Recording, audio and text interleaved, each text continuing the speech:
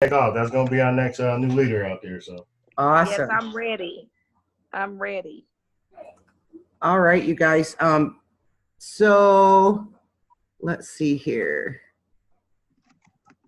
Does it show recording on your end, you guys? I don't know what is up with my computer. There it is. Okay, yeah, it says it's recording.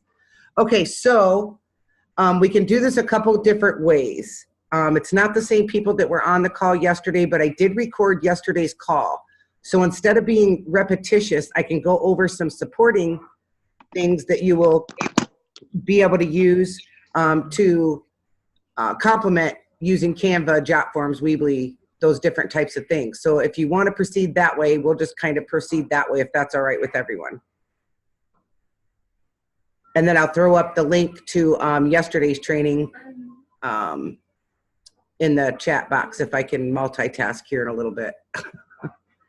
Does that sound all right? Sure. Yes. Perfect. go right ahead. Share. So I'm going to screen. There we go. Oh, Lord have mercy. There. Okay. So the first thing I wanted to talk about was collateral. This is outside any of those forms, but the more ways we learn how to put our name out there, we're going to reap more benefits, meaning we're going to get more clients. So collateral is the most inexpensive, easiest way to have high quality, professional looking materials for your clients to look at with your information, your contact information on it. So here I have a few ways that you can go about ordering collateral. It is free. They send it to your home free of charge. One thing I want to tell you, be wary of what you're ordering. When you order the stuff, it comes in boxes. So Dwayne can attest. His UPS guy probably hated him for about a week. But you get a lot. So, you know, be frugal because you can always go back in and order more. You just don't want to be completely overwhelmed, have nowhere to put it, don't know what to do with it, then it gets stuck somewhere and you don't utilize it. So, you know, be frugal when you first go in and order, and then you can always go in and order more. So here's a link that Dwayne referred our group to. It's just called Travel Info Network, and it's at travelinfonetwork.com. You go in and put in our IATA number. Can I piggyback off something right quick? Yes, go ahead, Dwayne. Like she said, I ordered a lot of stuff. So now I've come up with a different strategy. What you should do, depend on pick one supplier and just order small amounts. Because what you want to do is have that UPS or FedEx driver keep coming back to your house time after time again. Now you can start to build that relationship with him and bring him into business. That's what I did. Awesome. For it. Yeah, and again, I like this site, you guys, because it shows diversity. Everybody knows that I book group cruises, you know, but they don't know that I do other things. So I love this site. And again, like Dwayne said, I order modestly. You know, a couple of this, a couple of that. And if something goes well with the client, you can always go back in and order more. So, and it's so simple. You know, you just click on it, what you want to order. They have the different vendors here. You can search over on the left side. It is so easy. And I'm just going to click through one real quick just to show you how easy it is. Amtrak's huge out here, so I'm just going to show you.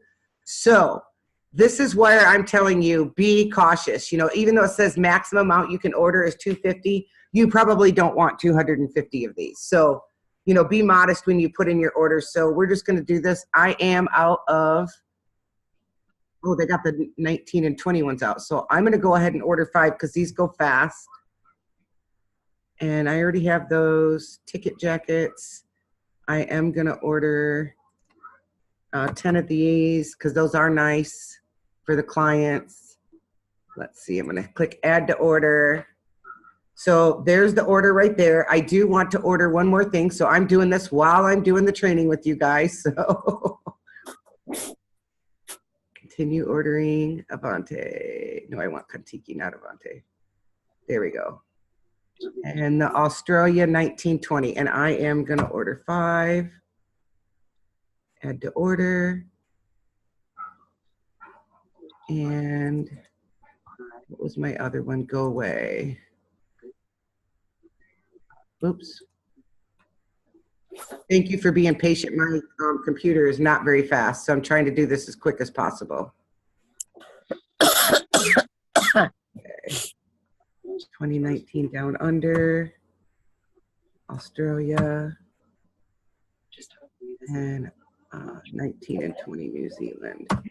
Okay, add to order. So this is how easy it is. Go ahead. Can you have them mute your lines? Mute your lines, please. I can go in and mute too. Thank you. Okay, so right down here at the bottom, when you get done, you just go to checkout. You gotta mute Sharon. Sharon, can you please mute your line?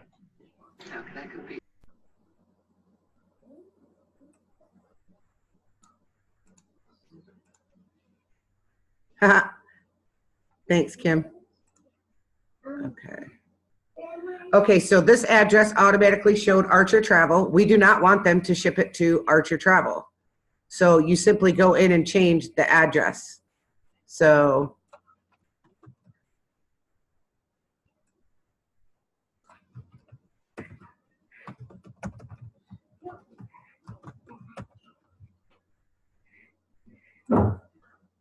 there we go. Changed all my stuff. Are you a home-based agent? Yes. Submit order. It's going to give you, oh, you cannot check out since you do not have an order in process. What did I do wrong, Dwayne?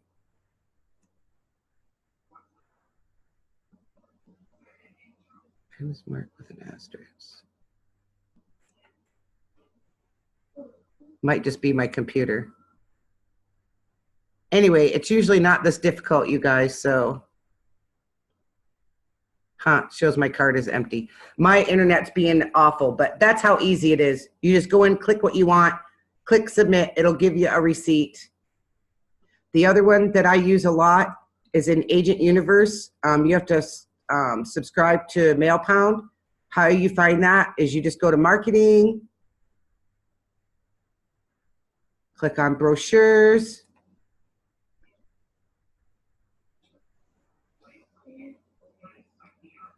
It gives you all the information, order center.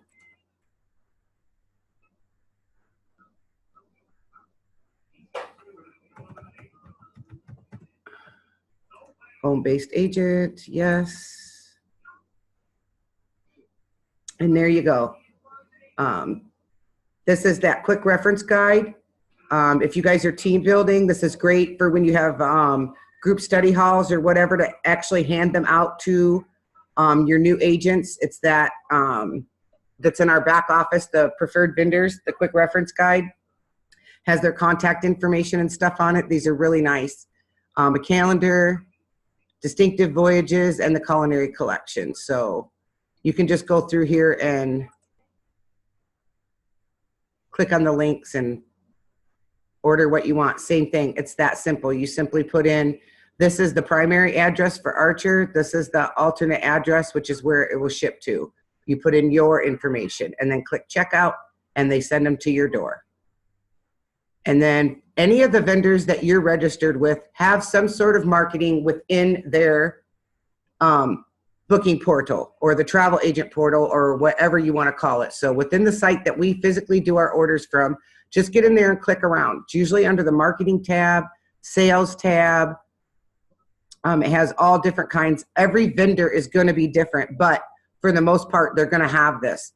You know, here they have a digital library where you can send the things to your clients online. This is also where I get high quality images to use for my flyers, for Facebook, for wherever. They've already done the work for us. You can go in, almost every single one of our vendors has this. You know, not TAP, but you know, if you're dealing direct with the vendor, Royal Caribbean, Norwegian Cruise Lines, Sandals, you know, any of these vendors want you to sell their products. So they are going to make it as easy for you as possible. So here you just go up to order collateral. This is to get them mailed to you at home. Oh, it's wanting me to sign back in again. I tried to get everything all all done since I had the little one.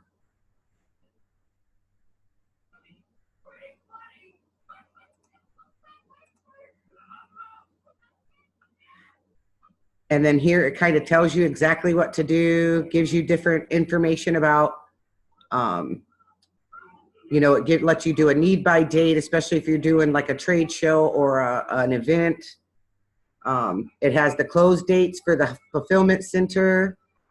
Lots of great information. So, and then like when I travel to my clients, I ship them to their homes so I don't have to pack them on the airplane. I travel because my team's spread all out. So instead, if I know, 8-9 weeks ahead of time that I'm going to be in Ohio or I'm going to be in Texas or I'm going to be wherever, I go online and ship what I want right to their home, that agent's home. And then I have what I need and don't have to worry about packing it on the plane. So again, it has all kinds of different things you can order, brochures, as Merit Club. And again, you can see what they look like. If you click on the link,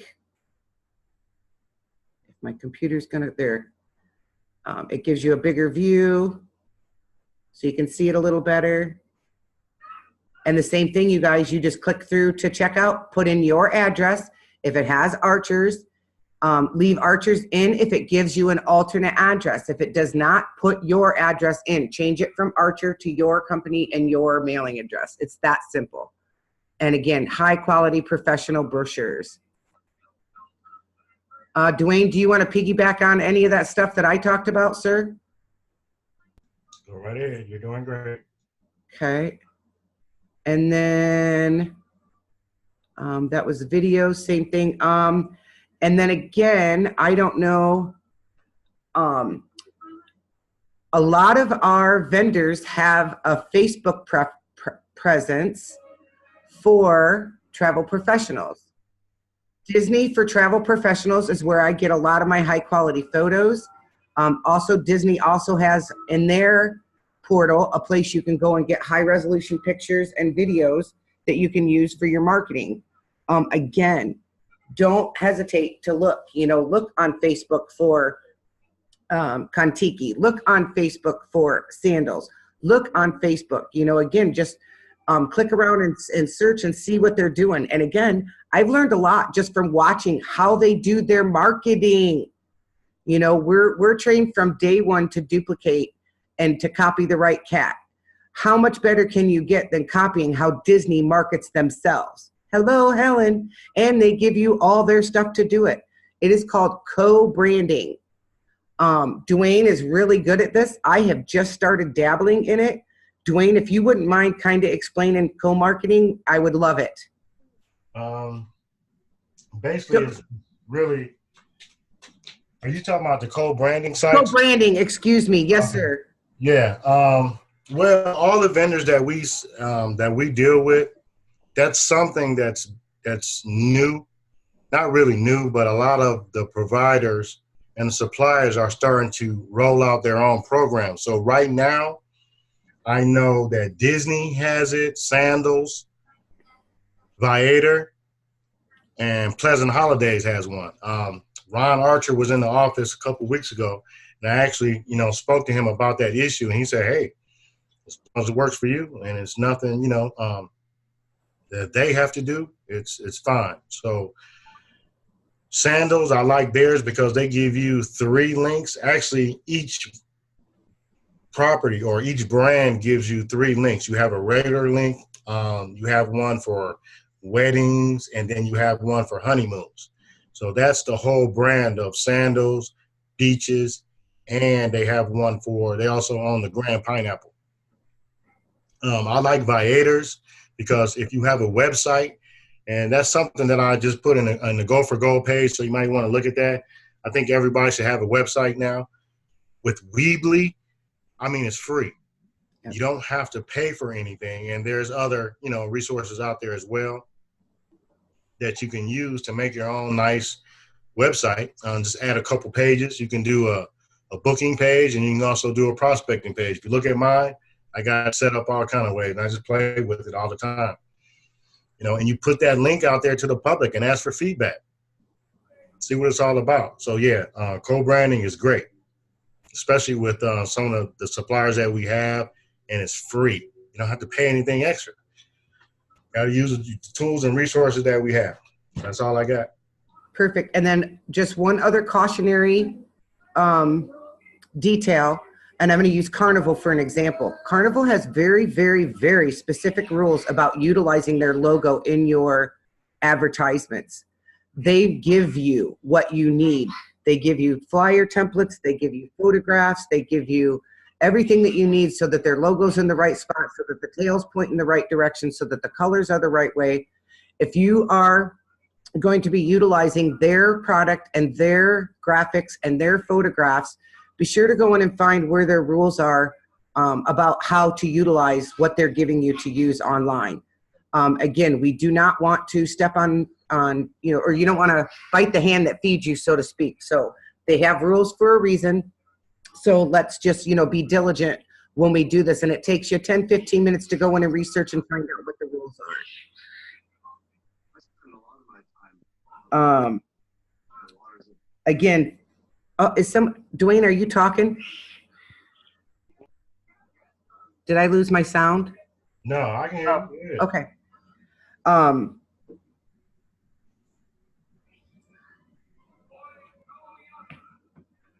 Okay, so same thing, you can get photographs, videos.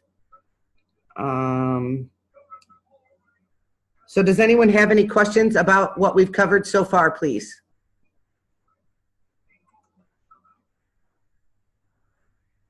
Nope, we've had quite a few more people jump online, so I would like to take a moment for, I'm just gonna, what? Record it. This presentation is being recorded. Keep moving. Okay, perfect, perfect, perfect. Okay, gotcha, Dwayne. I was gonna have them introduce themselves, but. Okay, so information needed for forms that you're gonna create in Jotforms. So when you go in and create the Jotforms, a lot of the newer agents are confused because they don't know what information or where to get the information or what they need to collect. Those of you that are in the Goal for Gold and Team Adventurous team, right in our pin post, it has a booking checklist. It has forms that you can use as a guideline, but I'm going to show those of you who don't know, it is in your back office, in the Travel Cafe.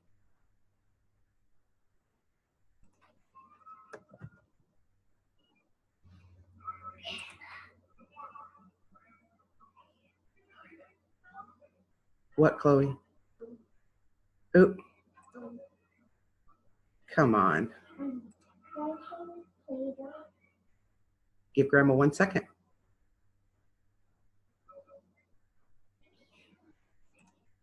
I thought I had these pulled up already, but I did not. And my pokey computer.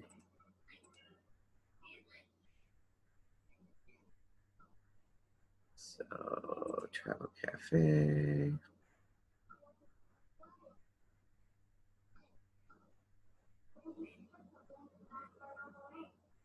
Yeah, and yesterday's recording, I did record it. Okay, there we go. So.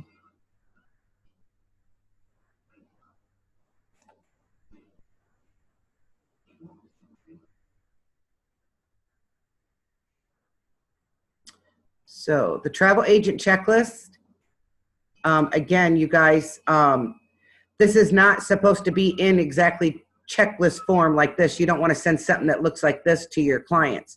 But this is what you're going to use to create those forms, because what's listed on here is what you're going to need to know to complete their booking. And as you evolve and start doing more bookings, you might want to add things. You might want to subtract things. You know, there's certain things that you have to have in those forms. You know, they're dates of travel. Are they flexible? You know, it's pretty self-explanatory, but everything that we need information-wise is literally in our back office and in our travel cafe. So this is a place to go to find out how to build your forms and Jotforms, information that you're going to want to use. again, you can reach out to people in our team and see what they use. Not saying that that's the right way or the, it's definitely not the wrong way, but you can use them as guides and then make your own. And again, I keep saying make it your own, but in this business, it's so important, because travel sells itself. Let's face the facts. Everybody either wants to travel or has to travel. So it's not a hard sell. What we're marketing is ourselves. So you want to stand out. You want to be unique. You don't want to be, in the herd. You want to make yourself stand out. So branding yourself and using your branding on these forms and doing the different thing is all going to make you look much more professional, much more credible. It takes a lot of those questions out of people's minds. If you were to send your client something that looks like this, they're going to be like, are you kidding me? So, and trust me, when I started, I was so excited. I wasn't even thinking about branding myself. It was just about getting the information. So the travel agent checklist. Did someone have a question?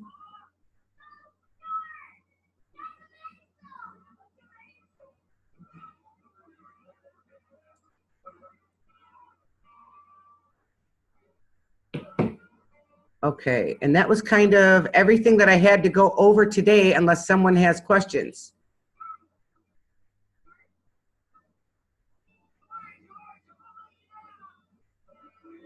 Did I lose you all? Oh, no, I can hear you. I don't see anything in the chat box. You can unmute your line if you got a question or chime in about something. Yesterday's was recorded. I'll go in right now and put it up in the chat box. Hang tight.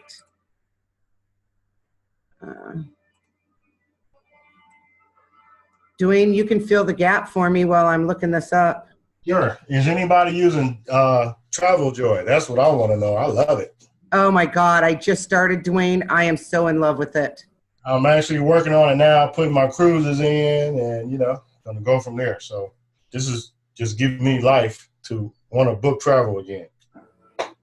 Sharon, I see a hand raised. Go right ahead. Type in your question in the chat box or unmute yourself so we can hear you.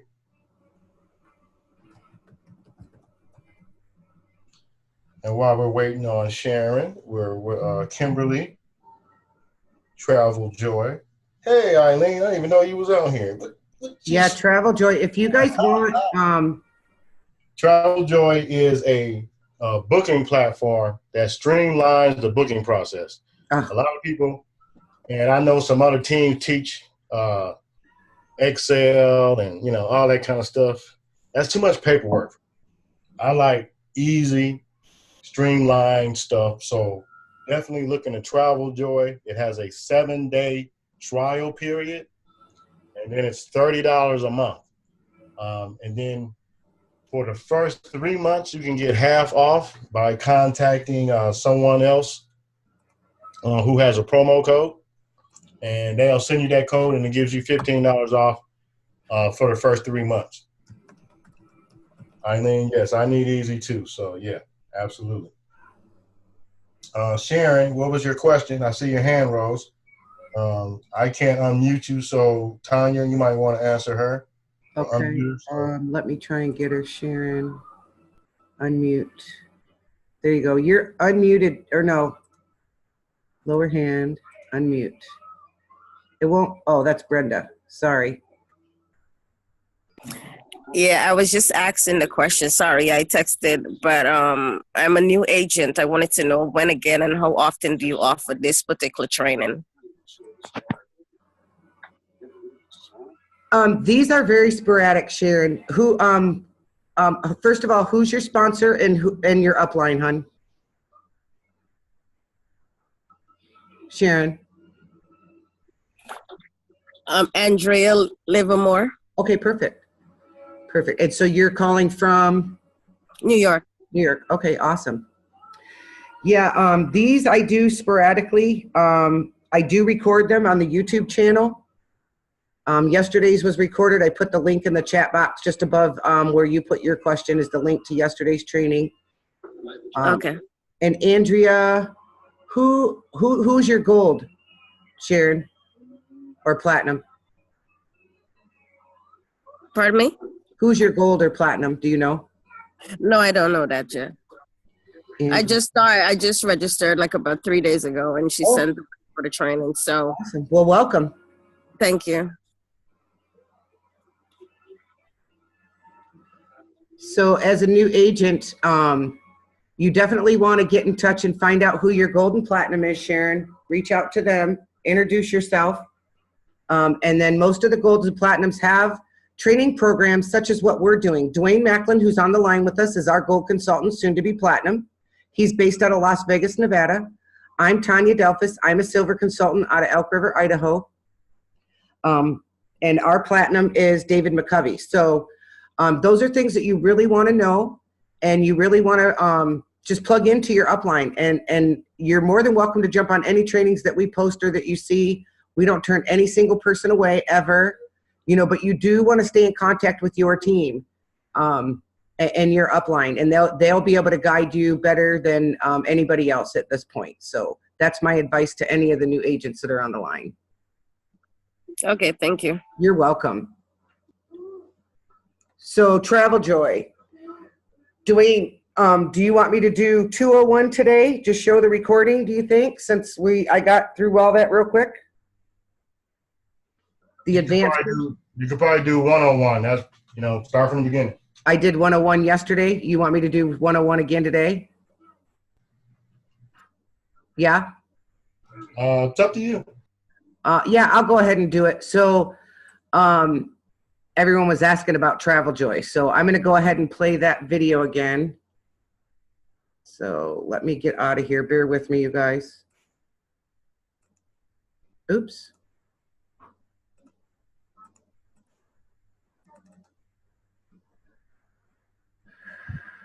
Yeah, I just started using Travel Joy, you guys. I am simply elated. I cannot begin to tell you what a time saver that is for me. Bear with my pokey internet.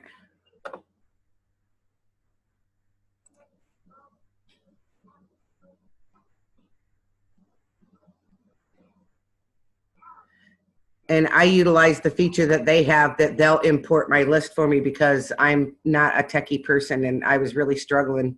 And even though I know how to use Excel, if you send it to them, they'll turn around and do it for you in 3 to 5 days. So I did it the lazy way. That's why my clients aren't in here yet. But I love what they have to offer. He's a little hard to hear when we do it this way. Okay, so I'm just going to go ahead and start his webinar. Here we go.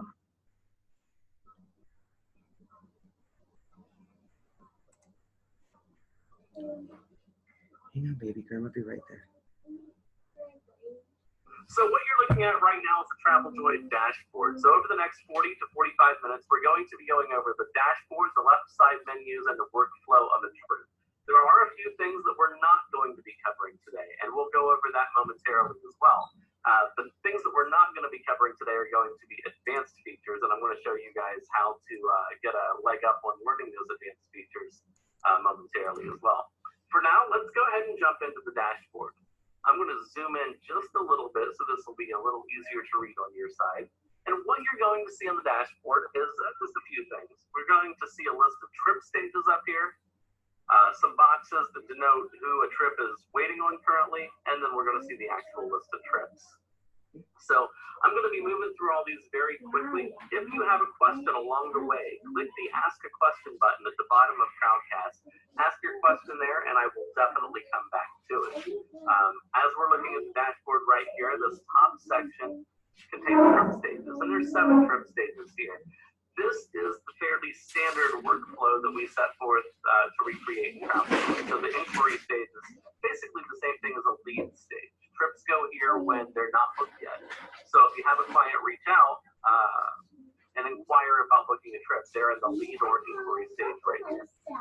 After you followed up with them, sent them a proposal, they've approved it, and so on, these trips automatically move through these stages. The last one here, client departed, means that their departure date interaction necessary on that trip. Now, if you're starting out your workday and you want to head back to the proposals that have been approved and start building invoices for those, which we'll go over later, you can click on proposal approved right here, and you'll see the 5 trips that are in that status. So you can start working on the trips and kind of organize your day around where trips are within the workflow.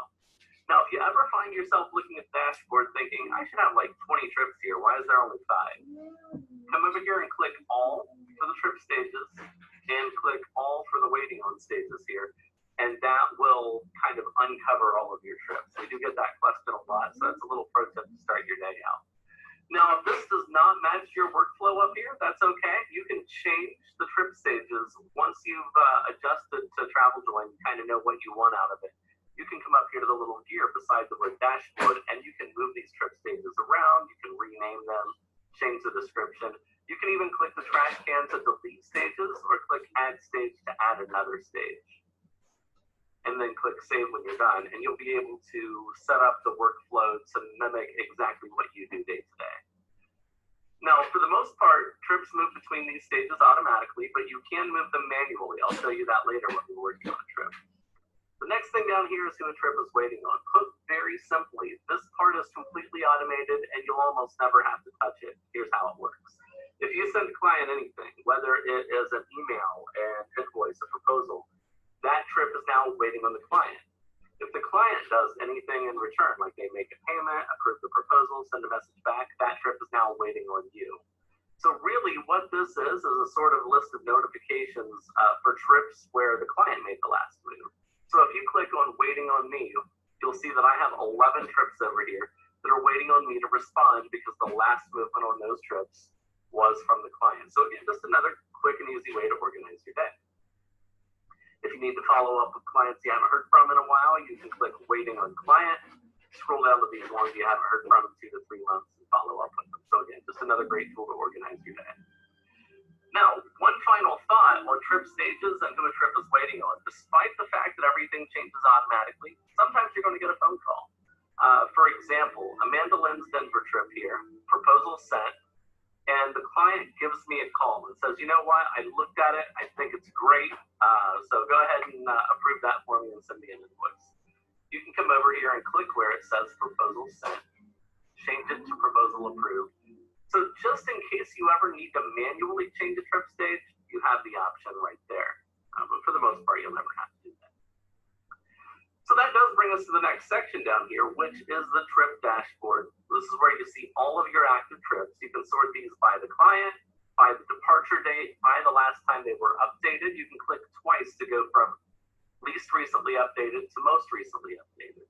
And this just means any message has been sent either by you or by the client. So it's a good way to keep track of your most active trips.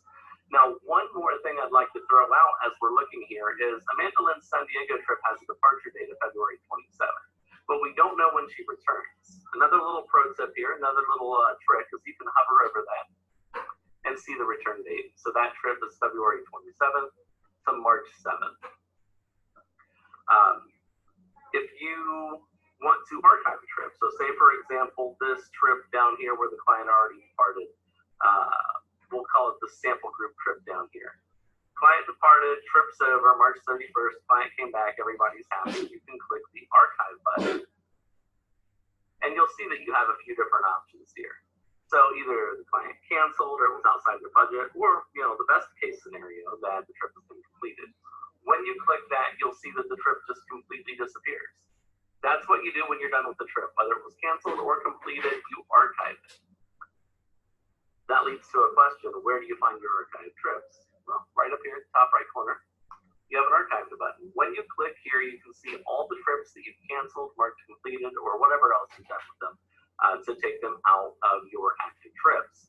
This helps if Amanda Lynn reaches back out a year from now and says, hey, where did I stay in San Juan? You can go to your archive trips for Amanda Lynn, open that up and see that she stayed at Hilton, the Condado, and book that hotel for her again. So you have that information there at your fingertips whenever you need it. You can go ahead and click active over here to come back to your active trips. And that's everything on the dashboard except for one last button. That is the show groups button right here. Now, some of the trips that you're seeing over here, such as Amanda, Lynn, and Alan, both having the Maldives cruises here, these are both part of a group, but they're not grouped together right now. I just see all of the trips in a big list. If I click the Show Groups button, it bundles together the trips that are part of groups and collapses them, so you can navigate your dashboard a little bit easier. This is especially helpful if you have very large groups. So that's everything on the dashboard. We're going to come over and talk about the left side menu now, but before we do, I wanted to share just a quick thought with you. There's two things that we're not going to be going over that are part of the left side menu today, and three things kind of overarching that we're not going to be going over today because they're advanced features. So the templates here, just very quickly, templates are building blocks that are completely reusable within TravelJoy. So if you send one particular email a lot or send one particular form a lot, if you need to learn how to modify those forms and build custom ones from scratch, or you need to learn how to build a task list template from scratch, those are all advanced features, and we will be talking about those in TravelJoy 201. The same goes for reports. So under the commissions and sales reports, you can enter your commission information, so when it's expected to be paid, who the supplier is, the booking date, all that good stuff. And that is something that we cover in TravelJoy 201.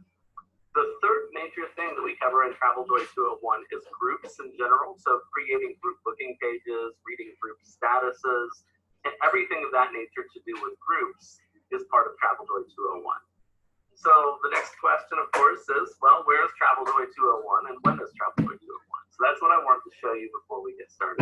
You have two choices for TravelJoy 201. The first one is that you can join us every other Tuesday, or every other Thursday, my apology, every other Thursday at 2 o'clock Eastern Time, 11 o'clock Pacific, at the link that I just posted in chat. That's when we do our live one. We will be doing a live TravelJoy 201 tomorrow. However, if you don't have time for that, don't panic. If you come over here to the tutorials tab in TravelJoy, the second video that loads up on the tutorials page is a recently recorded TravelJoy 201 webinar that you can pull up and watch on your own time. You can watch it in the middle of the night if you want to, send questions along the way. So that recorded version is always there, just in case you can't make the live version. All right.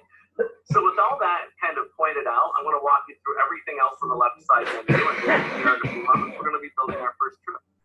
We already know what the dashboard is. The next thing down is tasks. Tasks and calendar are very, very similar because they both show a lot of the same things. If you have tasks coming up, they will be listed. So when I go to the tasks page, I can see all, which is everything that I haven't marked completed yet. Could be a little overwhelming. So what you can also do is click on overdue or things that are due today. If you have overdue tasks, they will also show up on the today tab by default.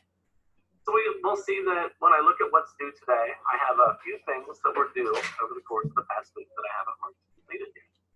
So I'm going to go ahead and mark one of those completed now. And when I click the checkbox, you'll see that it just disappears. So that task, if I ever need to go back and find it, is now listed under completed. So basically what we're looking at here is all the list of things that you have coming up so you can take a look at it when you're starting out your day. This is not where you create a task. You can, but it's not the most convenient place for you. So I'll show you how to create a task here in about 10 minutes from a trip, but this is where you go to see the tasks that you have coming up due. We're going to head to the calendar where you're going to see the same thing. You're going to see all your tasks and all your trips, as you see here. Purple is a trip. The blue here is the task, but you're also going to see a few more things on this page. For example, you're going to see Clarence Over's birthday right here on March 18th. And basically, this means that on the calendar, you can see trips, tasks, birth dates, anniversaries, and passport expiration dates. All those things, as long as they're entered on client profiles, will show up on your calendar. Moving down to the client list. On the client list, you're going to see a few things. And the first thing that I want to show you, this is important for a lot of people, is how to import your clients. So if you have a client list already saved in a CSV or an Excel spreadsheet and you want to upload that, just let us handle it, you can do that. but it does take a special step. What we're going to do on the Clients tab is we're going to click Add Client, Client Import. This is the important part. You're going to see instant and custom options here. If you want an instant import, this will not work with the CSV that you already have saved on your computer. To use an instant import, what you're going to want to do is download our blank spreadsheet. And on our blank spreadsheet, you'll notice there's headers all the way across the top: first, middle, last name, address, city, state, zip, etc. Paste your client information into our form, save it, and then upload it, and all of your clients will be imported instantly. So that's what the instant import does. Now the custom import, on the other hand, is going to allow you to take the CSV or spreadsheet file that you already have and just give it to us. You don't have to do any work, don't have to modify it at all. Just add it to the custom tab, and in 3 to 5 business days, we will manually add your clients for you. So that's the difference between instant and custom import. If you're using your own spreadsheet, just make sure you click custom first. So now that we've talked about importing clients, I want to take a look at Amanda Lynn's profile here really quick. So Amanda Lynn is our completely made up client that we'll be using very heavily today for examples. You'll see that she has 28 trips in her history with me. We'll see her email address, her phone number, and her date of birth all listed right here. You'll see that she has credit card information on file, which is what the little credit card icon is here. And beyond all that, you'll see that we can edit or delete Amanda Lynn's profile. Now here's one little tidbit of advice. You can't delete your client's profile if they have active trips. You'll get an error message. If they have trips, you cannot delete them because then the trips will be orphaned and the system doesn't really account for that. So it's a kind of a safety mechanism. Now, editing Amanda Lynn's client profile, this involves clicking on the pencil icon here and adding in any information you want. So if you want to add an address, website, social media profiles, come down here and you can add her wedding anniversary. So let's say that Amanda Lynn got married a little while ago, and I just named it too fast. There we go. April 22nd, 2018 is her wedding anniversary. So I just pop that in here and click save, and now that's added to her profile permanently. That's how you edit profiles. One last thing to point out on the client page here is if you ever accidentally have a duplicate client. So for example, I have Armando Lynn here twice. I can come up here to the 3 dots and click merge client profile. So it'll ask which one to keep and which one is the duplicate. So I'm going to type in Armando, and I'm going to choose the one with the email address on file as the one to keep, and I'm going to choose the one without it as the duplicate. Click next and review the changes that it pops up for me to make sure everything makes sense, and then click merge clients. So what happens now is there's only one Armando and all his information is saved there, so that can come in handy if you ever have duplicates. All right. So we've already talked about how templates and reports will be part of Travel Joy 201 tomorrow. You can also watch the recording of this on the tutorial page here. There's nothing else over here on the left side that's super important except for bank information. I want to preface this to say that not everybody will need to follow the next step. The only way you'll need to do this next step is if you're collecting payments that go directly into your bank account. I know that doesn't apply to all agents and agents. So if you're collecting funds that are going to go straight into your bank account, you'll want to go to Settings and Bank Info. We will not allow you to send an invoice that collects direct payments until we know where to send that money. So as we're looking here at the Bank Info page, you'll see that there's a lot of information required. You'll have to choose an account type, whether it's personal or business, a business type, whether it's an S Corp, sole proprietorship, whatever that may be there. Add your EIN if it's a business account. And then down at the bottom, I just wanted to point out really quickly that it does ask for your social security number and the last 4 digits of your social security number. And we often get questions as to whether this is required. I just wanted to take a moment to let everybody know this is required by federal law. We can't skip it. So if you don't provide your social, unfortunately, we cannot process payments. This has been federal law since 2003, and there's no way around that. So just in case anybody had that question. All right, that's everything on the left side menu. I'm going to come back up to the dashboard here, and what I'm going to do next is create a trip. This is the fun part. Now we actually get to start getting into the part where you're creating a trip and going through the standard workflow. When you create a trip, all you have to do is come up to the top left and click Create Trip. Pretty simple, right? So when we're creating the trip here, we're going to need a couple of things. We're going to need the client's name, the trip's name, and then we're going to have to choose a photo for the trip. So let's just say that we're going to have a trip for Amanda Lynn, of course, and she is going to the Outer Banks. So we'll call this Amanda Lynn's OBX trip. And that waterfall probably doesn't remind you too much of Coastal Carolina area here. So we're going to click Choose Photo, and we're going to search for Outer Banks and see what we get. Perfect. So what we've got right here is a handful of pictures that are curated from a website called Pixabay. These are royalty-free. You're allowed using them without asking for special permission or paying any sort of royalties. So I'm going to choose one of the Corolla Wild Horses here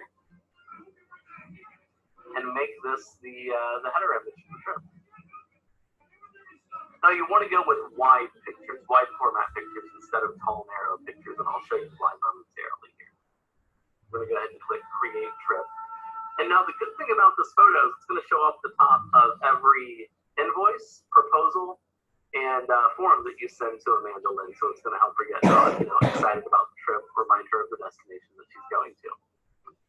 So what we have right now is the basic trip page. You've probably already seen this for your test trip. There's nothing here yet except these empty tabs. Before I explain what the tabs are for, I want to send something to the client first so that all these tabs will make a lot more sense. What I'm going to send first is a client inquiry form. That's the stage that we're in after all. Anytime you need to send a form to a client, come over here to the blue Create button, click Create, then Form. On the next page, you're going to have a list of all your forms. Select Client Inquiry, and then click Next for the email. So what we've done right now is we've created a client inquiry form specifically to send to Amanda Lynn, and now we're about to send it. This email comes up and explains to Amanda Lynn exactly what this form is and what to do with it. Now you'll notice that when we send a proposal, the email will tell them it's a proposal. When we send an invoice, it will tell them it's an invoice. You don't have to worry about it. The invoices or the emails that accompany these different forms tell the client what they're for automatically. So you're good to go. However, if there's anything in here you want to change, like if you happen to know that Amanda prefers to go by Mandy, you can change that. You can come down here and click Save. So just in 30 seconds here, we've sent our first form. I'm going to come over here to Amanda Lynn's inbox. Remember, she's completely fictional, so we're not violating any privacy here. And we're going to open up Amanda Lynn's email and see, I'd love to know more about your needs, and if I could be a good fit, please fill out this inquiry form. So Amanda Lynn's going to open this up. The first thing you're going to see is the branding at the top of the page. This is the first thing that the client's going to see as well. See the photo that we picked out, our agency logo, her information. The next thing that she sees is who she's filling out this form for. By default, she'll be filling out the form for herself. This is another question we very often get from first-time TravelJoy users is, I'm trying to create a form that asks for 4 people's names, 4 people's phone numbers, 4 people's birth dates, 4 people's passports. And as you can imagine, for a client, that's extremely difficult to keep everything straight and make sure you're putting the right client's information in the right boxes when there's upwards of 80 questions. So what we do instead here at TravelJoy is that you create a form, and the form has questions that are answerable by one person. When the client submits the form, they can click Add Traveler and submit it again. That way there's no question who they're currently filling out the form for. I'll show you right now. So we're going to say that she wants to go to Outer Banks. And she wants to go, let's say, late August. Her departure city is Cleveland, and there are 2 travelers. We can leave the rest of these questions blank and just go ahead and submit the form. And here's what Amanda Lynn's going to see next. This works whether it is an inquiry form, whether it's a travel insurance form, a passport info form, regardless, she's going to see, oh, I can go ahead and add my second traveler right here. So she can hit that button and she can add Armando Lynn.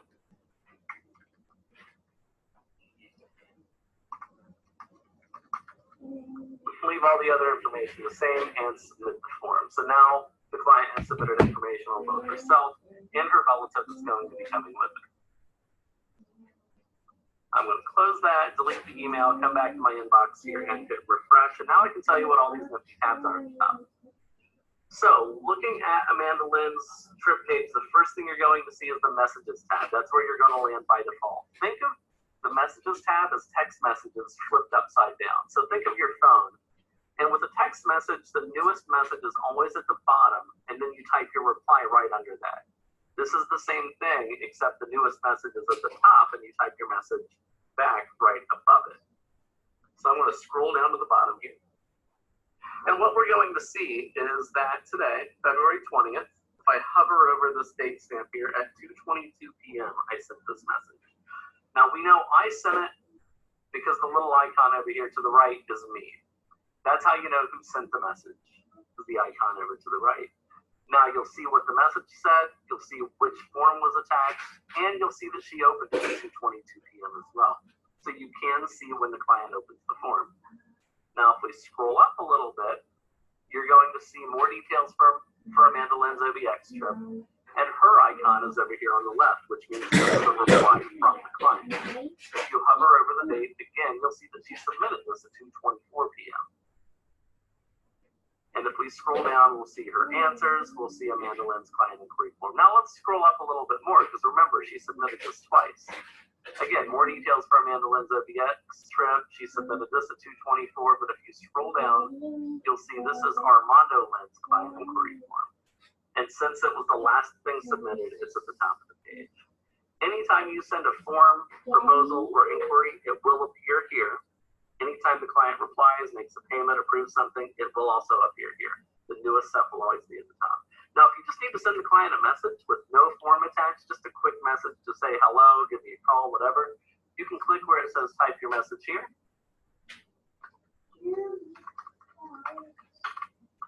And just click send. It's that easy.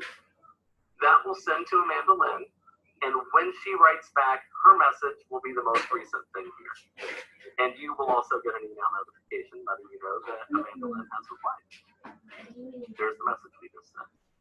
We'll go ahead and delete that now. Okay, so that's the messages tab. You're also going to see on the messages tab the list of travelers on this trip. So you have Amanda Lynn and Armando Lynn over here. Next, we're going to move to the files tab. The client has submitted 2 different client inquiry forms. Amanda Lynn and Armando Lynn. So those are both listed here. Anytime you send a proposal or invoice, that will be listed here as well. And when the client replies, you'll see their answers listed here into the files as well. So this is where you go to see all the forms, proposals, and invoices you sent, and to open those up and check out the client's progress on each of those. So that's all that the files tab is really for. Tasks. This is specific to this trip. Now, I told you earlier that I would show you how to add a task. This is where you do it. So let's just say, for example, that when Amanda Lynn gets back from the Outer Banks, we are going to want to send her a welcome home email, asking for a referral or whatever it may be. I'm going to go ahead and add a task right now called send welcome home email just by typing it in right here and clicking add. We're not done yet. Notice it doesn't have a due date.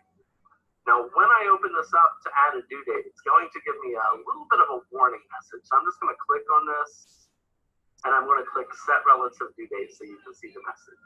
Your trip is missing a start or end date. What this means is that even though Amanda Lynn told us she wanted the trip August 22nd through 29th, we haven't actually added that and accepted that as the trip start and end date just yet. So if we're setting a relative due date, for example, one day after the trip end date, it's not actually going to give this task a due date yet because we don't know what the trip end date is.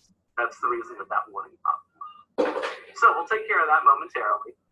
In the meantime, we've set a relative due date for 1 day after the trip end date, which is fine. It will automatically adjust when we add an end date. If I click save right now, here's what would happen. I would get an email the day after she gets back that says, hey, send her the welcome home email. And from there, I have to go log into TravelJoy, pull up her trip, pull up that message, and then click send. Sounds like a lot of work.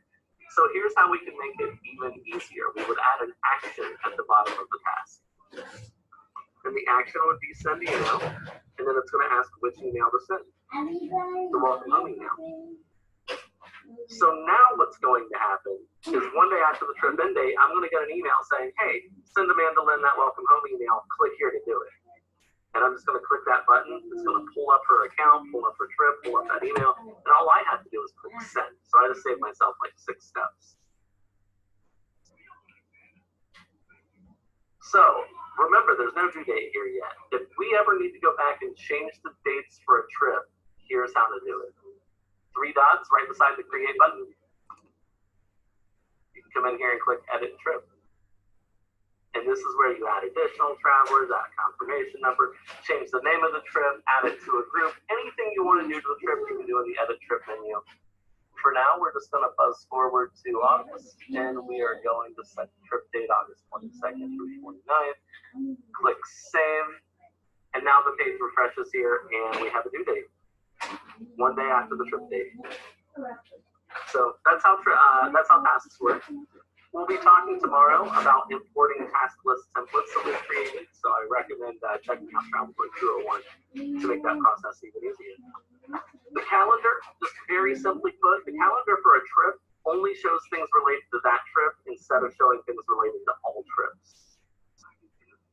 So when we come forward to August, you'll see the trip, you'll see the task, but you won't see anything related to other trips because this is the calendar for this trip only.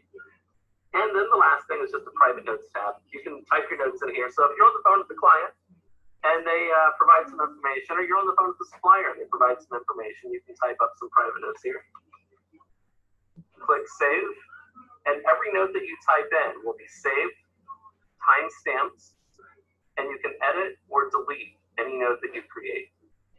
So you can keep your notes clean, keep them edited, and you can always find out exactly when you added them as well. So that's all the different tabs going across on the trip here. You see inquiry and waiting on client right now. The reason this is in the waiting on client status is because I sent a mail to send hi. That means we're waiting for the reply. Again, this all changes automatically. What we're going to do next is send the client a proposal. So we're going to click create proposal now. Now the reason we're sending a proposal is because now the client has let us know when they want to go, where they want to go. Now we need to let them know, hey, this is what the itinerary looks like, this is what the pricing looks like, do you like it? So what we're looking at right now is the proposal creation screen. And just really quickly, there's 3 ways to make a proposal with TravelJoy.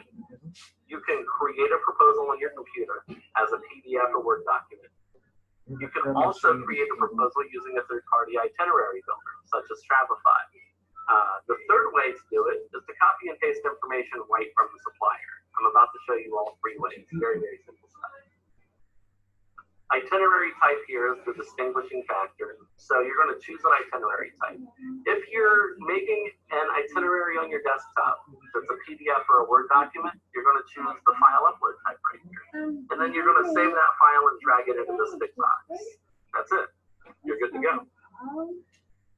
The next option is web link. So just like before, instead of dragging the file in, this time you're going to drag a link in. So if you use something like Travify, third-party itinerary builder that gives you a URL to share with your client, a link to share with your client, you can paste that link right in this box here, and you're all set again. And now the advantage of doing it this way, instead of just sending the link straight to your client, is that the client will be able to open this up, and they'll be able to ask the question or approve the proposal at the top right corner after reviewing the itinerary details, and all that information will be tracked in TravelJoy. So it's just kind of almost a little pseudo integration to speed your day up a little bit.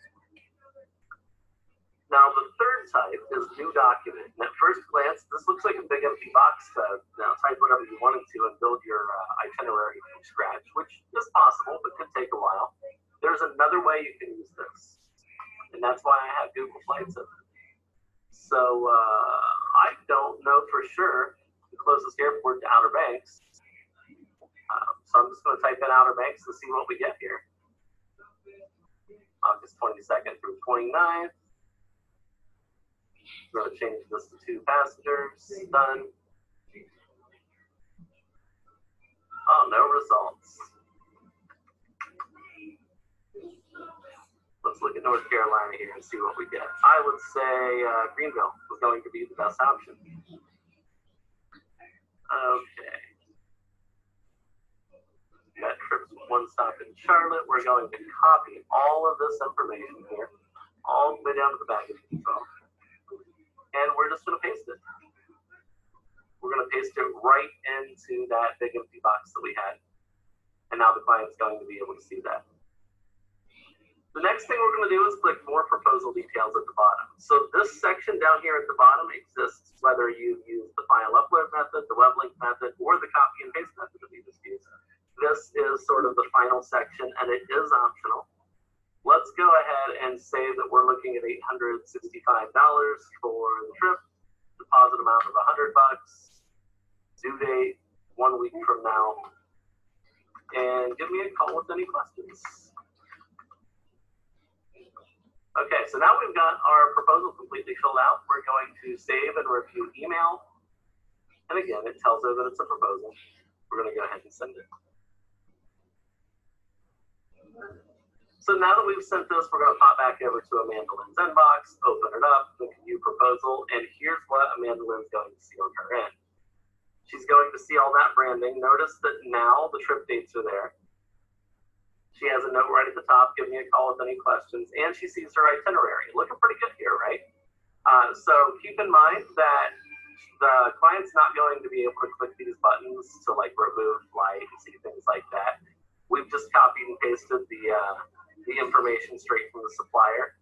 The one thing that she will be able to click is learn more about American bag fees, because that does come through as a link. Otherwise, this is uneditable.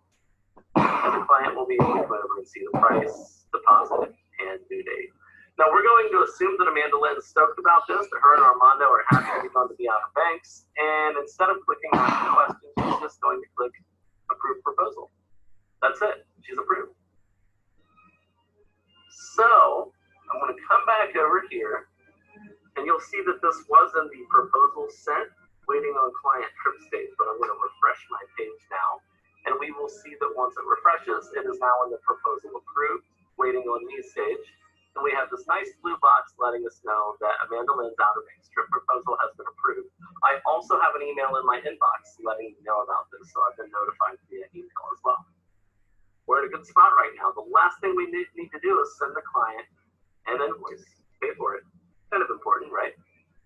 So before we do that, though, I want to send one more form really quick. I want to click Create Form, and from the drop-down list, I'm going to choose Travel Insurance Agreement, or Travel Insurance Default here. Click Next, click Send. So this sends just like any other form does, but the reason I want to send this is I want to show you one more important step in the process. Now, Amanda Lynn's going to open this form, and it's going to ask her, and, you know, give the standard disclaimer as well. I understand that declining travel insurance could result in loss of travel costs, require more money to correct the situation. This is completely editable. She can accept, click here to sign. My real signature, don't copy it. And then she can submit the form. Now, here's the thing. She can also click on Add Traveler and submit an answer for Armando Lynn as well. Well, Armando is not there anymore. Let me correct myself there, that she should be able to see that. So I will have to check with developers to see why Armando's name's not there. In any case, when we come back, what we will see is that Amanda Lynn has given us an answer that she accepts travel insurance, and we can pull up that form to see that she has indeed signed it as well. So we've got that signature on file, which would be very helpful. All right. Now we're up to the point where we're going to be making an invoice. I want to draw a distinction here really quick. So when I click Create, I'll see Invoice Direct and Invoice Supplier. On your end, you may only see Invoice Supplier right now. That's completely normal. If you don't have a bank account on file, you can't send direct invoices yet. That's what that's all about. So the difference between direct and supplier is is direct is money that's going to go straight to your bank account. Supplier is basically a credit card authorization, which is by far going to be the most common invoice for many agents out there. So with all of that said, when you send a supplier invoice and a direct invoice, they're almost exactly the same. So we're going to send a supplier invoice first here. There are 3 sections to pay attention to on an invoice. There's the items at the top, there's the settings in the middle in the gray box, and then there's the payment schedule at the bottom. You'll need to fill out the top and bottom section regardless of which invoice type this is. So the first thing we're going to do, of course, is add an item. So we're going to add air, right? Round trip flights. We're going to change the name to round trip flights. We are going to add a cost of $865. It's just approximate. With a quantity of 2. Confirmation number, we'll just make one up here. And for flight, we can add all this information over, so we can, add the American flight information, AA 5437 and 5410.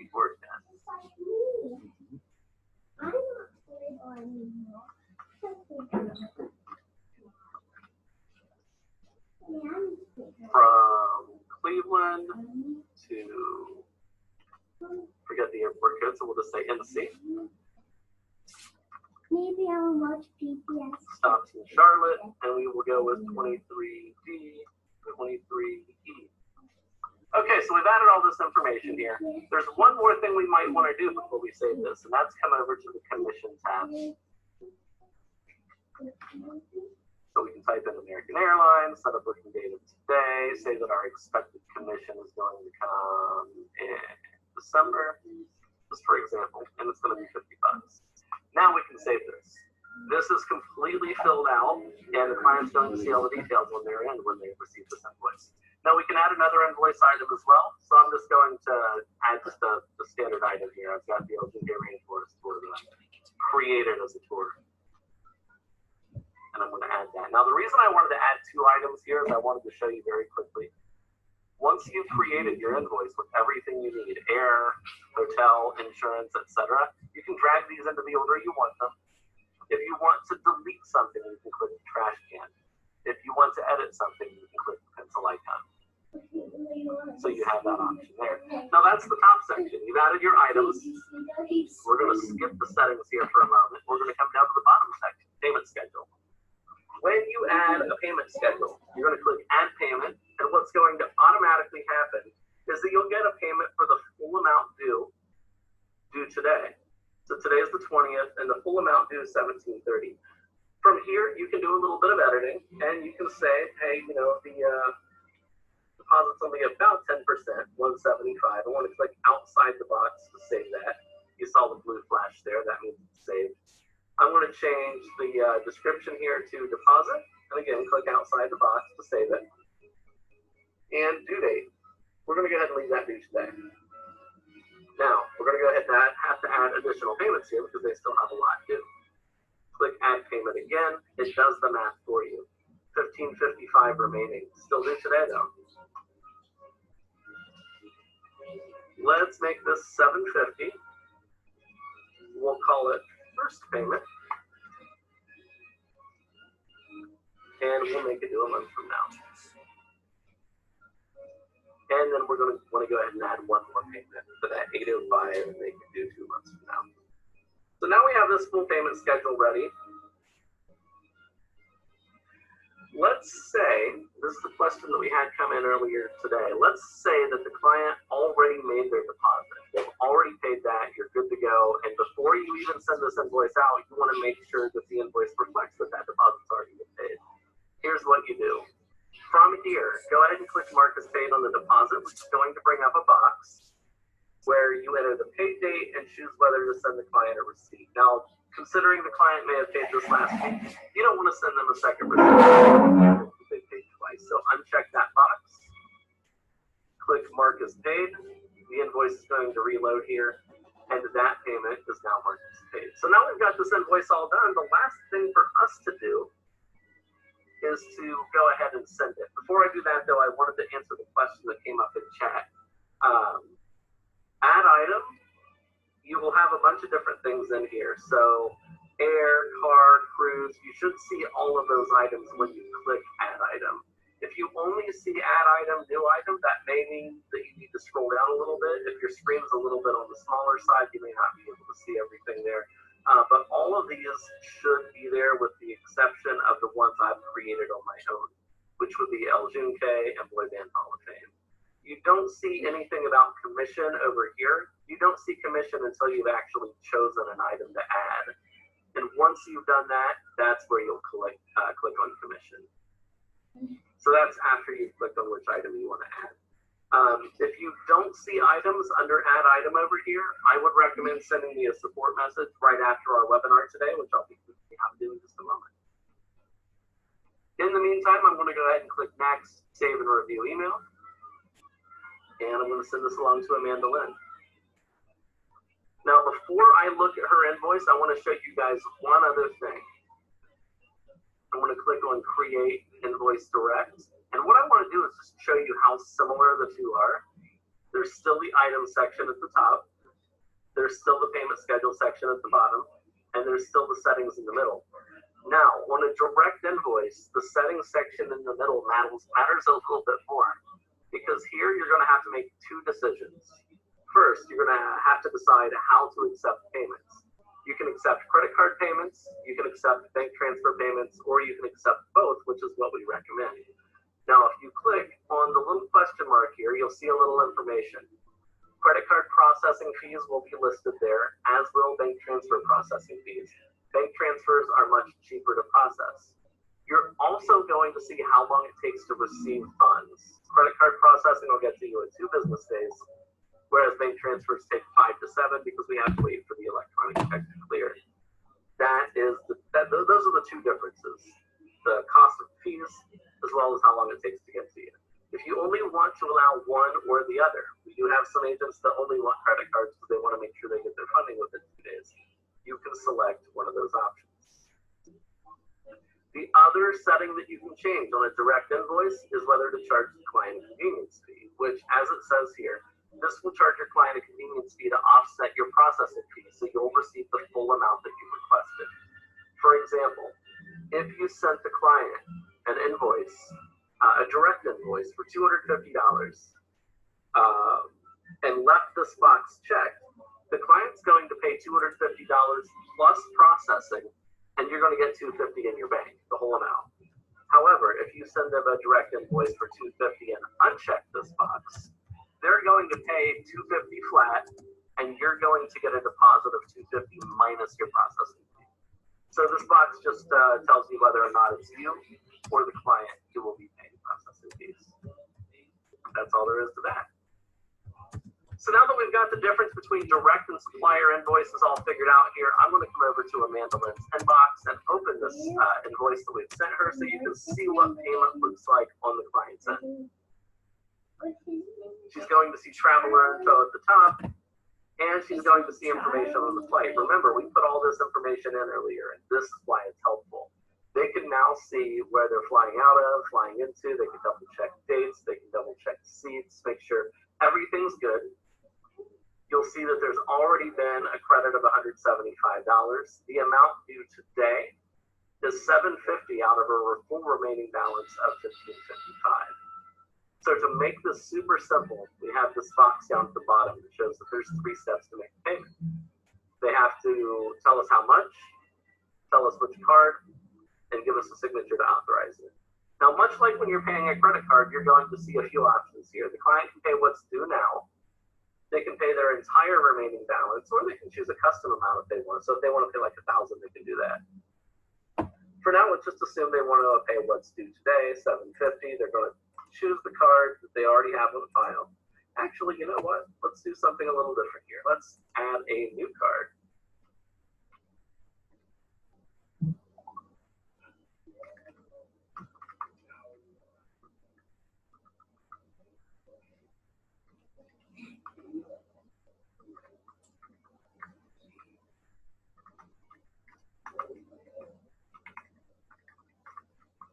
So I've added all this information in here, and I'm going to go ahead and click Save Credit Card here. And the last thing I'm going to have to do is go ahead and click the sign. And again, totally real signature. And finally, scroll to the bottom and click authorize payment. Now the client has told us how much they want to pay, told us which card they want to use, given us the signature. And now it's time for us to do a little bit of work. You're going to get a notification that the client has authorized payment. And I'm going to refresh the page here to show you that.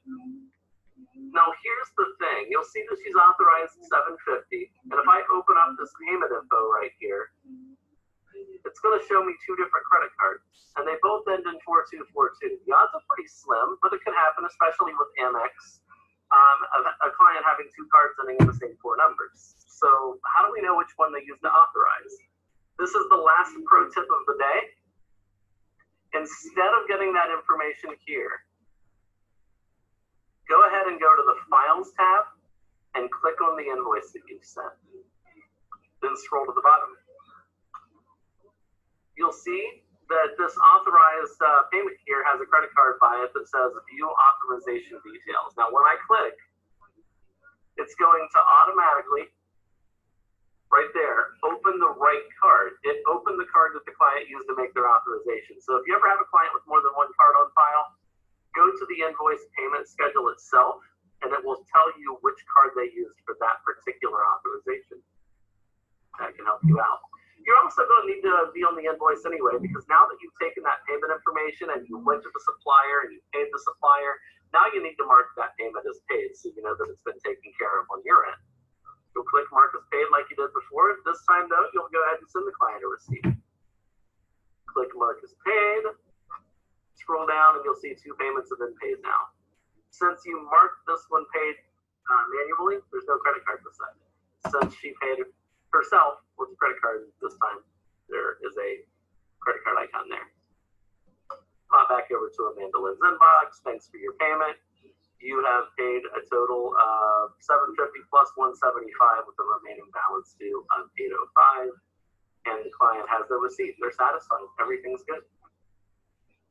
So we have about 5 or 6 minutes left. What I'm going to do is show you guys how to get support, how to pay for membership, and I'm going to provide a promo code to help you save a little bit off your first couple of months of a monthly plan. So we're about to wrap up here. What I'm going to show you first is how to get support. As I mentioned before, during the weekdays when you reach out for support, you're generally going to be talking to me. We are a small team, only 4 of us. I try to get back to everybody within a couple of hours. If you're in a bind, that might not be the quickest answer. So what I've done and what the whole team has done is we've come together to make a lot of guides for you to make this a lot easier. So I want to click on tutorials here to show you how all of that works. The first thing you're going to see on tutorials is to sign up for Travel Joy 101. You can skip that line. You're already here. Awesome. Step 1 complete. The next thing you're going to see is to check out guides in the Help Center and ask questions in our forums. I want to open both of these really quick. The Help Center is where almost all of your answers are going to be. So, for example, if you want to turn off sending receipts by default, or you want to learn how to send a receipt to the client, or you want to record a payment made outside the Travel Joy, you can type that in here. And you'll have these guides filled with screenshots and circles and arrows and all kinds of good stuff to help you find what you need. The Help Center is where you're going to find the vast majority of the info that you need. We're adding articles all the time. Just added 2 new ones yesterday. So that's the Help Center.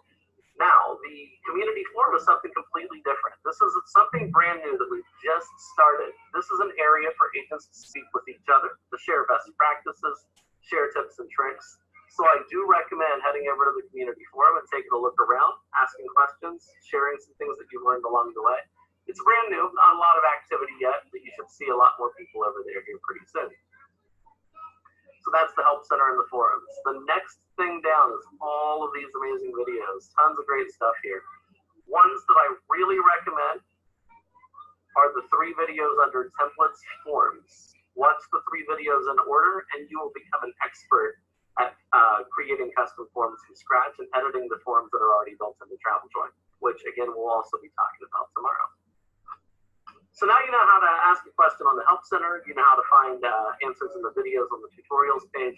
What if you need to reach out to me for personalized help? Well, that's easy. Right down here at the bottom right corner, click that little blue circle and click New Conversation. That will allow you to send out a message to us, and we will get back to you as quickly as we can. Keep in mind that if we're out for a holiday like we were this past Monday, it will be listed up here at the top of the screen, so you'll know if we're ever out in the office. Otherwise, start a new conversation. We'll get back to you as soon as we can. Those are the 3 ways to get support. Help Center is going to have most of it. Video should have most of the rest, but you're definitely going to have to reach out on occasion and talk to one of us. Okay, so the final piece of the puzzle today is to go down to Settings and Membership. This is where you're going to sign up for membership. Settings and Membership. So what you're going to see when I click that is the page is going to come up with 3 different pricing plans: monthly, annual, and 3-year. No matter which plan you choose, you have 30 days to cancel. You can see that in writing right down here, 30-day money back guarantee. So if you want to save a ton of money, you can sign up for this 3-year plan. It's basically paying for 25 months and getting 11 months free. Obviously a huge deal.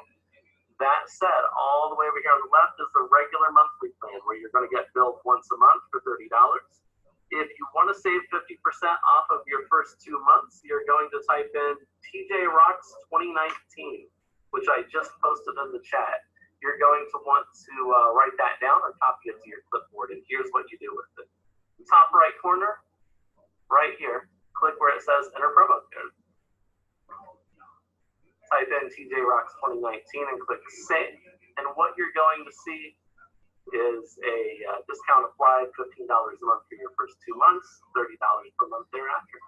That is what you can get with the promo code TJ Rocks 2019. So I had one more question here pop in via the chat, which I'm going to answer momentarily. Any other questions that you guys have, be sure to ask with the chat box down here or check the help center for them, as we only do have about a minute or 2 left here. So make sure to send those messages and I will get back to you as soon as I can.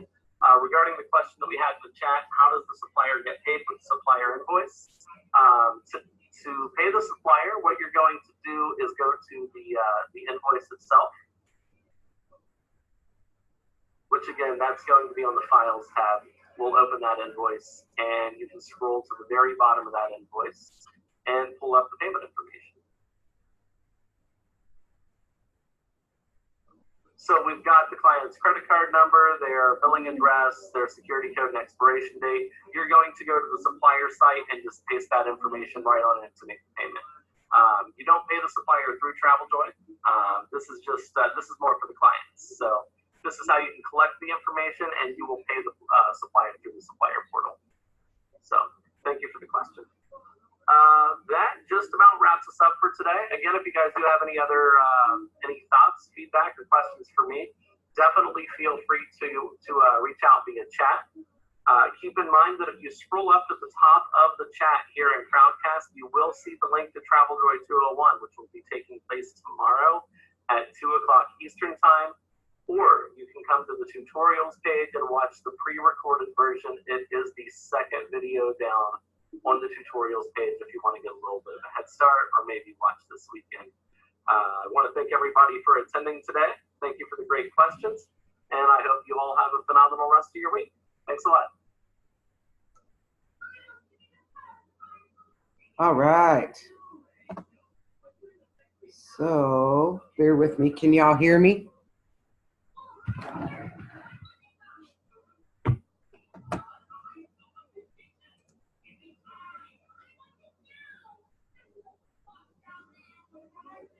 Ladies that I still have on the line, can you hear me? Yeah, we can hear you. Okay. So does anyone have any major questions, or would you like to watch 201? Let me know how you want to move forward with today's webinar, girls.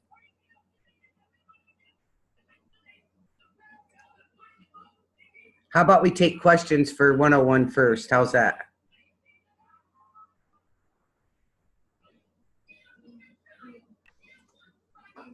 That sounds good.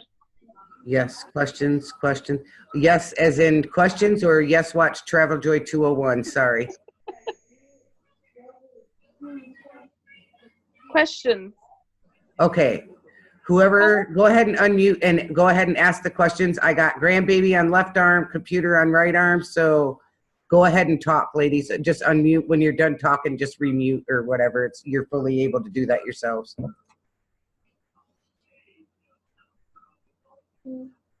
Yeah, they're talking, huh? Can you say hi, Chloe? Hi. They can't hear you. Say it louder. Hi. Hi, Chloe. So anybody have questions about 101?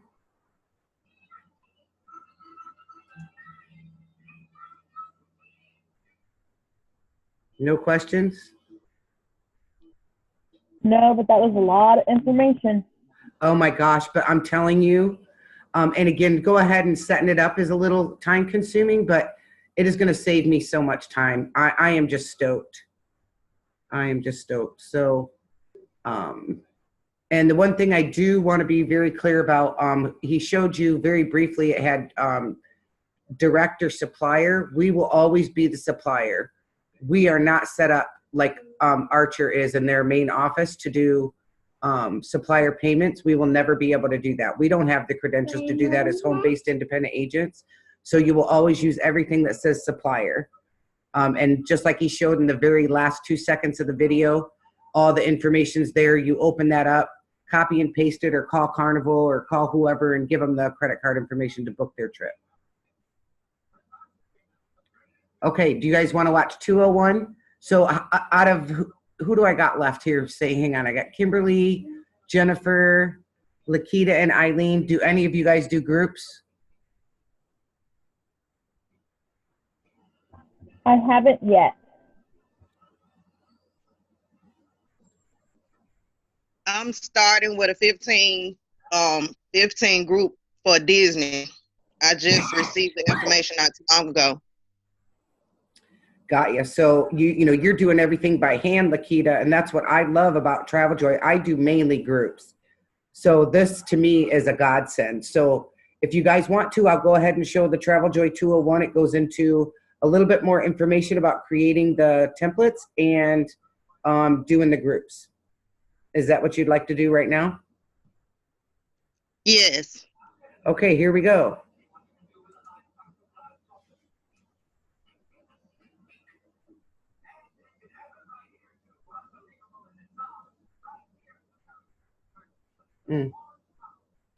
Sorry.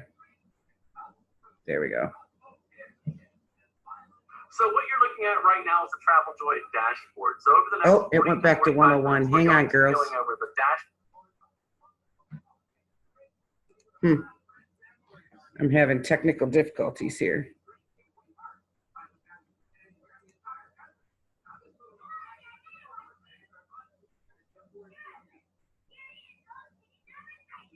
So you should all be familiar by now with the Travel Joy interface here. So you're all familiar with the dashboard, trip stages, the menus on the left, and all that good stuff. And again, for those who aren't, I do recommend Travel Joy 101, which is available on the tutorials page if you haven't taken that yet. So the first thing that we're going to do today is we're going to create a group booking page. Group booking pages were released just a couple of months ago. Oh, no. You know what? I don't know. Grandma's computer's Going going there, crazy. our most, Sorry. popular and most heavily used feature for Travel Joy. What a group booking page allows you to do is create a website for the trip that you're booking with a very large group that allows you to have rooms, excursions, add-ons. The client can come and see videos and pictures about the trip. They can see an itinerary, fill out their forms, so travel-related information like agreeing to travel insurance or submitting their passport. They can do all of that, choose their rooms, choose their add-ons, and submit a deposit all from that one group booking page. So we're going to be teaching you right now how to build one of those. Now, we do have a longer version of this tutorial. Right now on the tutorials page, it's the second one down. It's about a 45-minute tutorial. We'll be covering it today in about 10 to 12 minutes. So if you really want to get super in-depth, I recommend checking out the version on our tutorial page as well. What we're going to be doing here to start is we're going to head to the Maldives 2019 cruise that we have here. See that there's already a couple of trips created here, and that's because we already have created a group booking page in the past. It's worth noting that you can have multiple group booking pages for one group. That way, if you have an early bird registration that say closes at the end of February and then different pricing for March, you can have a group booking page for both groups of people. So that those early bird specials will end on the last day of February, and so on and so forth. So what we're going to do right now from the All Travelers tab, again, anything that we're doing with groups is going to start on the All Travelers tab for that group. Is we're going to click Create and then Group Booking Page. Now we can click either direct or supplier here. Just like with invoices, direct just means it's going to be direct payment into your bank account, whereas supplier is going to be a credit card authorization. In this case, we're going to choose supplier today. They both work exactly the same. Of course, there are processing fees for the direct page, but otherwise everything's exactly the same. So what we're going to start out with here is a group booking page that has three components: a description, pricing, and traveler info. And we're going to need to fill out all three of these sections in order to publish our group booking page. What we've got here already is our basic header with dates for the cruise, or dates for the hotel, the logo up here, and then we've got this big empty section that is here for you to add your description. Now this can be expanded as well. As you see, if you grab this little bar at the bottom, you can expand that window so you can see more of it at once. Okay, that should work pretty well here. What we're going to be able to do is add some information about the trip, like right at the top of the page. If we want to let people know exactly what's going on, we could say 2019 Maldives trip. We can highlight that, make it bold, increase the font size drastically, add some highlighting if we want to, so maybe a yellow background and a bright blue font.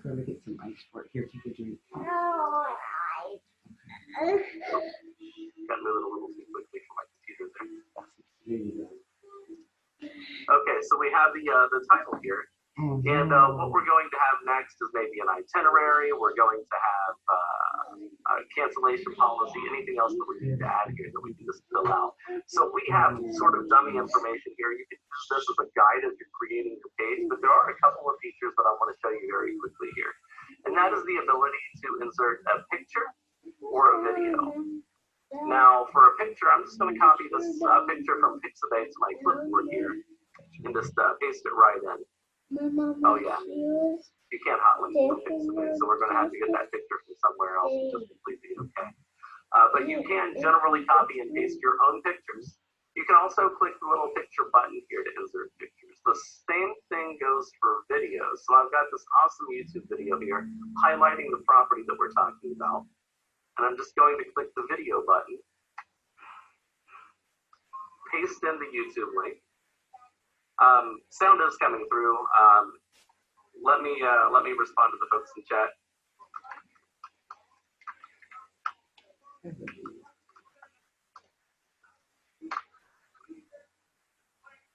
Okay, great. So yeah, we've got the video added here. Let's just say that we've gone ahead and added the itinerary, we've added the cancellation policy, and we're ready to go to the next page. What we're going to do after adding a description here is we're going to click on pricing. And pricing is where you're going to add rooms and where you're going to add excursions. So for example, we'll start with packages here, and think of packages as rooms. As you see here, if you want your travelers to choose between single, double, or quad, you would add 3 packages with prices and descriptions for each. I'm going to go ahead and click Add Package here, and we're going to go with Standard Beach Villa. And we're going to say that the total cost here is going to be $55.75 with a $500 deposit per person. We're going to click the quantity limited box here and say that there's a total of 25 standard beach villas available. If you have an unlimited number of cabins or you haven't quite booked the cabins yet, you can leave that box unchecked and any number of people will be allowed to go ahead and book there. But if the quantity is limited, it will say sold out after the initial 25 are sold. Now the available until here is basically the last day the client can register. So if we want to make this a, you know, an early bird special, we could say that it's available until February 28th, and it will be available until the end of the day in your time zone. Final payment due date, we're going to want to make that, say, June 30th. When we set the final due date, keep in mind that all of the monthly payments that the client pays will be on that day of the month. So this means that all the client's monthly payments will be on the 30th day of every month. Now, if we had chosen June 15th here, that means that their payments will be due on the 15th of every month, equally split, starting next month, going up until the final payment due date. So we've added all this information here. We can add some commission information if we want. This isn't really new info here, so I'm not going to go over this. But it works exactly like it does on an invoice. We can go ahead and click Save. Now, let's say we're talking about our next room, and we're going to go with an overwater, a standard overwater villa, and we want to use all of the same information except for the pricing as the standard beach villa here. Same availability, same deposit, same dates.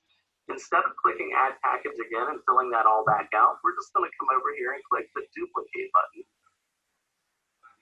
And we're going to change the description from beach to overwater. We're going to change the price to $85.75 and the deposit to $800. Leave everything else the same and click Save. And now we've got a standard beach villa, standard overwater villa. If you want to move these around, you can drag them to put them in the order that you'd like them. And then we can move down to the extra options. Now, extra options is going to be something like a drink package or an excursion, so maybe a snorkeling excursion or something of that nature. What you can do here is just the same as packages. You can tap the Add Item button here. And we're going to type in scuba excursion here. You can add in any description you want, details, age requirements, you know, equipment requirements, anything that needs to be added here. And then add the price. We're going to say $150. Here you can say zero deposit if you want to. If there is a deposit required or you want them to pay for the full excursion up front, then you can put the full price as the deposit amount. Otherwise, you can make it whatever you want. You at least have to put a zero in here if you don't want to collect the deposit. You can limit the quantity, and you can add available until, just like you can on the rooms. Everything else is exactly the same. We'll go ahead and click Save. Oh yeah, we do actually have to add a date here. So available until February 28th. And we're also going to limit the quantity here to 25 seats and click Save. So what we've done so far is we've added the description, including a video. We've added pricing. We've added you know, pricing for both packages and extra options here. When we scroll down to the bottom, we have one more thing to do on this page. And what we're going to decide here is if the client wants to use a monthly payment schedule or a lump sum. If this box is left unchecked, they're going to be responsible for a deposit today, and then the rest will all be due on the final payment date. That's usually not what agents want. So what they can do here is check this box to use a monthly payment schedule. And what's going to happen instead is that the client will pay their deposit today, and then they'll have an equal amount due every month all the way up until the final payment due date automatically. Now we're 2 steps out of 3 through here, and we're going to go to Traveler Info next. Traveler Info, quite simply, these are the forms that you want your primary traveler to fill out and your additional travelers to fill out. Keep in mind that only the primary traveler can have a signature required in their forms. This is because if they're filling out information for additional travelers, odds are those additional travelers are not sitting there in the room, and we cannot collect the signature from them. Another thing to keep in mind is your primary traveler form should not have a credit card authorization on it. The reason for that is booking pages already collect credit card authorizations, and clients are going to be a little weirded out if they have to put in a credit card when they fill out the form. Then they go to the next page and they have to put in the credit card again for the deposit. So you're going to want to make sure that you don't ask for a credit card authorization on your primary traveler form.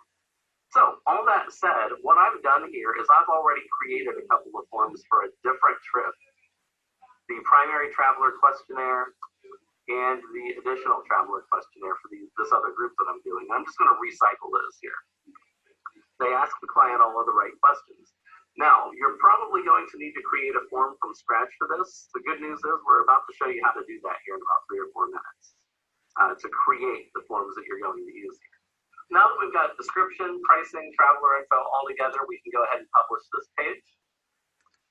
So we're going to click publish, and it's going to give us a link. This is the link that you give to all of your clients. Post it on social media, share it with the group leader, whatever you want to do here. And I'm going to go ahead and head to that page now. You're going to see the Maldives trip at the top. You're going to see that embedded video right in here with the seaplane. Got your little description and everything that we've added. And now, this is from the client view, by the way. They're going to be able to choose which package they want. So if they want the overwater villa, they click book now. And on the next page, they get to choose the number of travelers. So if they've got 2 in their group that's coming, they can go ahead and choose 2 here. And they can add the scuba excursion. Again, they can choose 2 if they want here. Now, they'll see the full total due of $17,450, totally now $1,600. When they're ready, they can click continue to traveler info, fill out their forms, continue to payment, and pay their deposit. It's really that simple. That's all there is to it. So those are group booking pages. When a client does fill one out and pay their deposit, you will get both an email notification about it, and a trip will also be created for them in the group automatically with the information that they've submitted. Anytime you need to go back and edit your group booking page, you can go to all travelers, group files, click the 3 dots here and click edit. You can also click the 3 dots here and get booking page link, just in case you ever need to grab that link again for another client or group. So that's how you make group booking pages. If you've made a page like we just did, that is for early bird, and you need to make an exact copy of that page, but change a few of the prices for the people that registered after February 28th, here's a quick tip that's going to save you a lot of time. If you click the 3 dots here and click duplicate, it's going to create an entirely new group booking page for you, and you'll be able to go in, make a few edits to that new group booking page. So, change the prices, the due dates, the number of cabins available, and all that, and save it. And now you're going to have a new group booking page with a lot less effort for the people who are signing up a little bit late. So now you know. That's everything to do with group booking pages. I did want to show you folks just one more quick thing here, and that is group status over here. A lot of folks don't. What group status allows you to do is look at invoices and forms sent from this group. And as an example, I'm going to head to a different group that I've created here via my dashboard to show you exactly what this looks like when you get a lot of answers. So we're going to go to this Caribbean cruise here that I've made a group booking page for before. And once there, I'm going to head to all travelers, and I am going to head to group status. So what I've got here is I've only sent an invoice to one person on this trip so far, and they have paid it. They paid the full $1,500, and their balance due is 0. The other 2 have not received invoices yet. Now, if I want to see their answers to forms, I can find that as well. Also under group status by clicking view forms and choosing a form. For example, here I can see that Amanda Lynn has filled out the primary traveler questionnaire. The other 2 have not filled that out yet. Group registration form, sort of the same thing. Alan has filled that out, Amanda Lynn and Andy have not filled it out yet. So group status can be a very powerful tool to kind of see who's filled out which forms, follow up with people who haven't answered, and follow up with people who haven't paid their invoices yet as well. That's all under group status. Now, the next thing that we're going to get to really quick here, and I'm going to breeze through this in just a couple of minutes because I know we have a couple people waiting on this that may not be waiting on other parts, is reports. We're going to go into reporting and talk about this just really quick. So I'm going to go to reports. And now direct payment reports and bank transfer reports are extremely self-explanatory. They tell you when a client has paid on a direct invoice, and then they also tell you when that direct invoice payment is going to go into your bank account. These are very straightforward. What takes a little bit more learning and understanding is the commissions and sales reports. So that's what we're going to focus on for about the next 3 to 4 minutes here. When you open up your commissions and sales report here on summary, you may not see quite as much information as I do here. That's normal. That's because I'm an agency owner. What I can do through just a little manipulation of the URL here is show you this page. This is what it looks like when you're just a team member. Less information, only about you.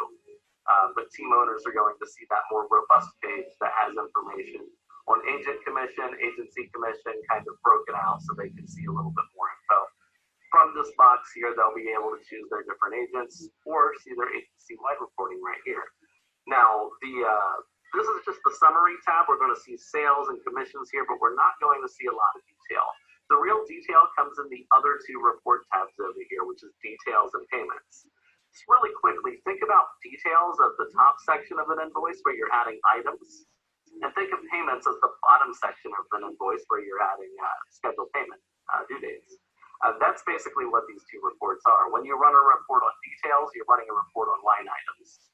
A report on payments is a report on the payment schedules on invoices. So we're going to start with details here. This is also a great place to enter commission data. And what we're looking at here on the details page is everything with a booking date between January 23rd, 2019 and February 21st, 2019. Now we can expand that out here or choose different dates, or we can also filter by the trip start date or the commission expected date, depending on what you're looking for. Let's say that right now we're looking for anything with commission expected date coming up in the next month, and that we've got a couple of commissions that we've collected and we want to pay those out to our agents here. So what we're looking at in this report right now, this is the details report sorted by commission expected date, filtered for next month, March. And we see that we have 2 commissions expected to be paid out in March for Amanda Lynn's Mexico City trip and her Honolulu trip. Now let's say, as an owner, I have now paid that out to my agent, the $50 for each thing that's due here, and I want to record that. Here's what I'm going to do. Under collected agent commission, I want to click the pencil icon here. And I'm going to change collected commission total to $50. Collected agent commission is automatically going to be $50. Now, if there's a split, obviously you're going to want to do the split here. So if it's, say, 40 and 10, you can do that. But in this case, we're just going to assume that it's 50 and 0, and that the commission collected date is today. This is the day that you paid out your agent, and click update. So now what you're going to see is collected agent commission $50. This means you have noted in the reporting that you have paid the agent. And we'll do the same thing again here for the other one. Collected commission totals $50, collected today, and update.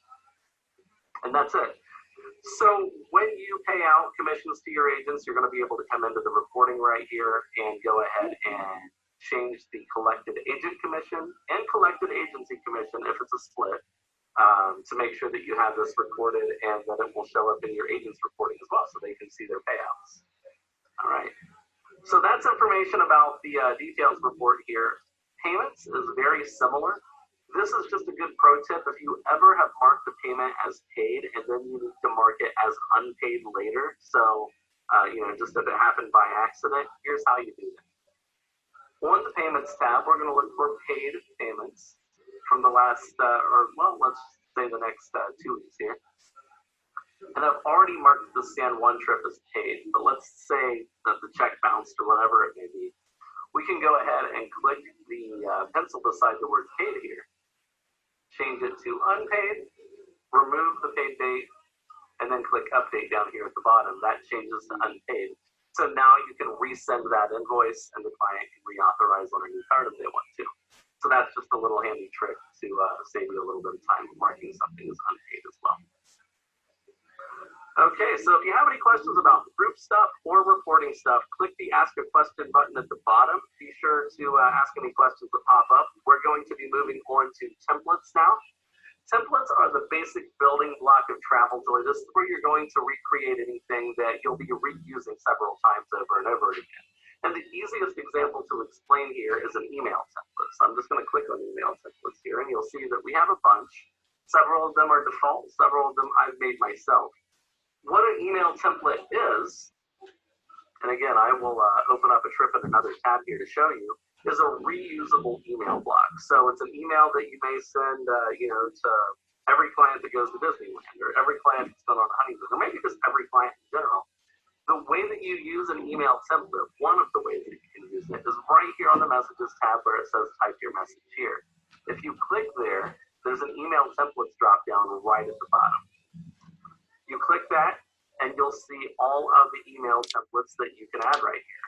Now, the thing is, you're going to see a few things that are not in this list, and we often get questions about this. Why is the proposal email or the invoice email not in this list? Well, the reason for that is if it's an email that contains a link out to a form, it's not going to be in this list because this isn't where you send forms. So put very simply, if for some reason the proposal email showed up here and you clicked it and sent it, that email would tell the client, hey, click the link below to view and approve your proposal, and there would just be no link there. So that's why those aren't included here. When you want to send a proposal or an invoice or a form, you come up here and click create form, proposal, or invoice. That's the only place to do that. You can't do that in your email templates. So there you go. What we're going to do for now is head back and talk about, just for another couple of seconds, the invoice email, the proposal email, etc. When you send an invoice email, it's accompanied by the invoice email. And if you click on invoice email here in your list, this is the email that goes out when you send an invoice. If you don't like the way that that email is worded, you can change it just once right here and click save. And every time you send an invoice from that point forward, it's going to have the updates that you made. One thing you want to make sure you never accidentally do is come to templates and add somebody's real first name here, because then you'll call everybody by that one client's first name, which is not a good idea. Keep that client first name there, and it will make sure that the client's real first name is always used. So that's email templates, but if you want to create an email template from scratch, you can do that by clicking add template up here. And all you really have to do is add a subject, add a message, and that's it. One thing you can do, if you have, say, a packing list that's a PDF and you want to send it along to your client every time before their trip, you can add an attachment down here to a template. So you can add the subject, add the message, and add the attachment. And every time you send that email template, that attachment's going to go with it automatically. So another little time hack there to save you a little bit of time. Okay, so I did see a question in chat. If for group booking, can you copy it or create a template and use it for a new group? So right now, group booking pages cannot be duplicated to new groups. They can only be duplicated within their own group. That said, it is a request that we've had a couple of times in the past, so it is something we're aware of. And very likely that will be introduced in a future update. When that happens, we'll be sure to email everybody to let everyone know that it's available as well. So great question. Now that we've talked about email templates, I'm going to work through most of this list from top to bottom just to quickly explain what each template type is. I'm going to start with confirmation. So when a client makes a payment, they're going to get an invoice confirmation. When they approve a proposal, they're going to get a proposal confirmation. When they've submitted a form, they're going to get a form confirmation. Those are the only three types because those are the only three times when a client does something that will result in them seeing a thank you message. So when the client submits a form, that's the first one here. In my case, it says, thank you, I'll be in touch shortly. Give me a call if you need anything. And it has my signature at the bottom. Now, if I want to be really excited, I can say, thank you very much. And as you'll see on the right-hand side, that changes instantly. And I'll click save. And now the client's going to see thank you very much every time they submit a form. You can also change the one for when a client approves a proposal and change the one for when a client pays an invoice and make those read however you want. Emails we've already talked about. Forms we're going to save for last because that's the most in-depth one. We're going to go through the next four down here very quickly. Invoice templates. Now these are more appropriately named invoice item templates. And when you're on an invoice, when you're creating an invoice and you need to add an item, say for example, you sell an excursion very often to a lot of your clients. And that excursion is the El Yunque Rainforest Tour. When I click add item here on an invoice, I have the El Yunque Rainforest Tour right here. You can open it up. The price is already filled in. The description's already filled in. My commission info is already filled in. All I need to do is list additional travelers and note if the client requires special assistance. And that's it. And then I can click save. So how did I do that? I created an invoice item template. That's what we're about to do here. When you create an invoice item template, You're going to click add invoice item up here at the top right corner and give it a name. So let's just say helicopter ride. I don't know, sounds like fun. Helicopter ride. Item type is, go with transportation. And we can add a description here.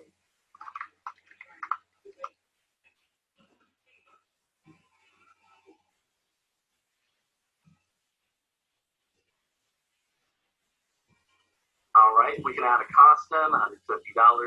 And so now if we stop right here and click save, we'll be able to add this item, but it's not going to have any additional questions at the bottom, and it's not going to have commission info added. So let's just go ahead and do that really quick. If we want to know the number of people that are going to be coming along here, we can add a text field and edit this. How many riders? Max 4.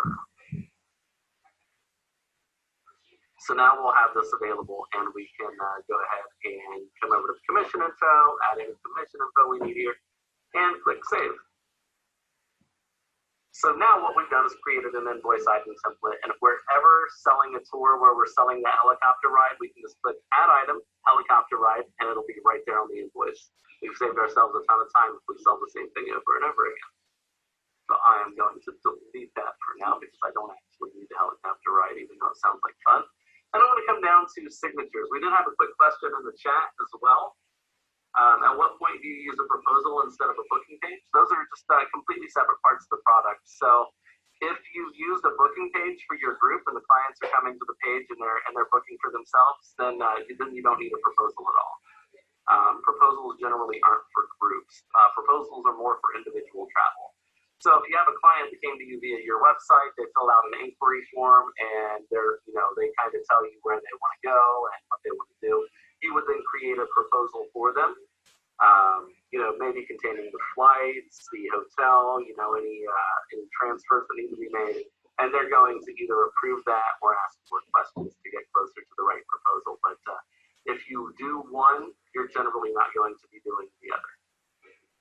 So. Excellent question. Thanks for that. As I noted, we're going to do signatures next. If you click on templates then signatures, you can click where it says signature default up here, and you can see your signature. Pretty simple, pretty straightforward. You can put anything that you want in here. If you have a signature in Outlook or some other app that you regularly use, you can generally just copy and paste that right into this box here, and that's going to sort of get you where you need to be. But if you need to create something from scratch, you're obviously able to do that as well. You can add images by clicking the picture button. You can add hyperlinks by clicking the link button, and the full range of different text-based editing tools are up there and available for you, so you can use that as well. All right, give me just a quick moment here to move on to the next one. There we go. So the next thing we're going to look at is task list templates here. And so task list templates are going to be templates that you can use over and over and over again on trips. So say, for example, if a client is going to Hawaii, we have a Hawaii vacation list here that I've created. And as of right now, there's only two things in here: send a packing list, send a points of interest list. We're also going to add another task here. Let's call it call client to make sure everything is going well. Let's say we want to do that on their second day of the trip. So we'll type that task in here, and we'll click add. Now the thing is, that won't have a due date automatically. So we'll need to set a due date. Here's what we're going to want to do. We're going to want to click the task that we just added and set a relative due date for 1 day after the trip start date at 8 a.m. So I'm going to click save right now, and what this does is, now that I've added that relative due date, any trip that I import this task list into, as long as the departure and arrival dates for the client are included, I'm going to get a reminder 1 day after they get to their destination, reminding me to give them a call to make sure everything's going well. So That's one thing that we can do here. Let me show you one other thing we can do. We have this send points of interest list. I want to click this and set a relative due date for 3 days before the trip start date. And I'm going to add an action this time. And an action is going to be either send email or send form. In this case, we're going to say send form. And we're going to choose an email to send. Now, I don't have a points of interest list email that I've created yet. So let's go ahead and recycle the package in this email right now, just for an example. What we're looking at now is 3 days before any trip start date where I've imported this task list, I'm going to get a reminder in my email that says, hey, this Hawaii vacation is coming up. Send the points of interest list today. And in that email, I'm going to have a button that says click here to send. So when I click that button, it's going to open TravelJoy, open that client's trip, open this email, and all I have to do is click send. It's going to do all that work for me, and all I have to do is click send because I've added this action right to the reminder. So that's all there is to that. You guys are probably, maybe some of you have already used that feature for individual tasks, but it's great to put them into a template as well to save you a little bit of time. Now that I have saved this template with these 3 things to do, I can come over to Amanda Lynn's Outer Banks trip here. And what I can do is go to the Tasks tab. And from here, I can click Import and choose that list and then click Import again. And what's going to happen is all 3 of those tasks are going to be imported into this trip in just a couple of clicks. There you see it. Send packing list, due August 13th. Send points of interest list, due August 19th. And send call client to make sure everything is going well on 8/23 because they get there on 8/22.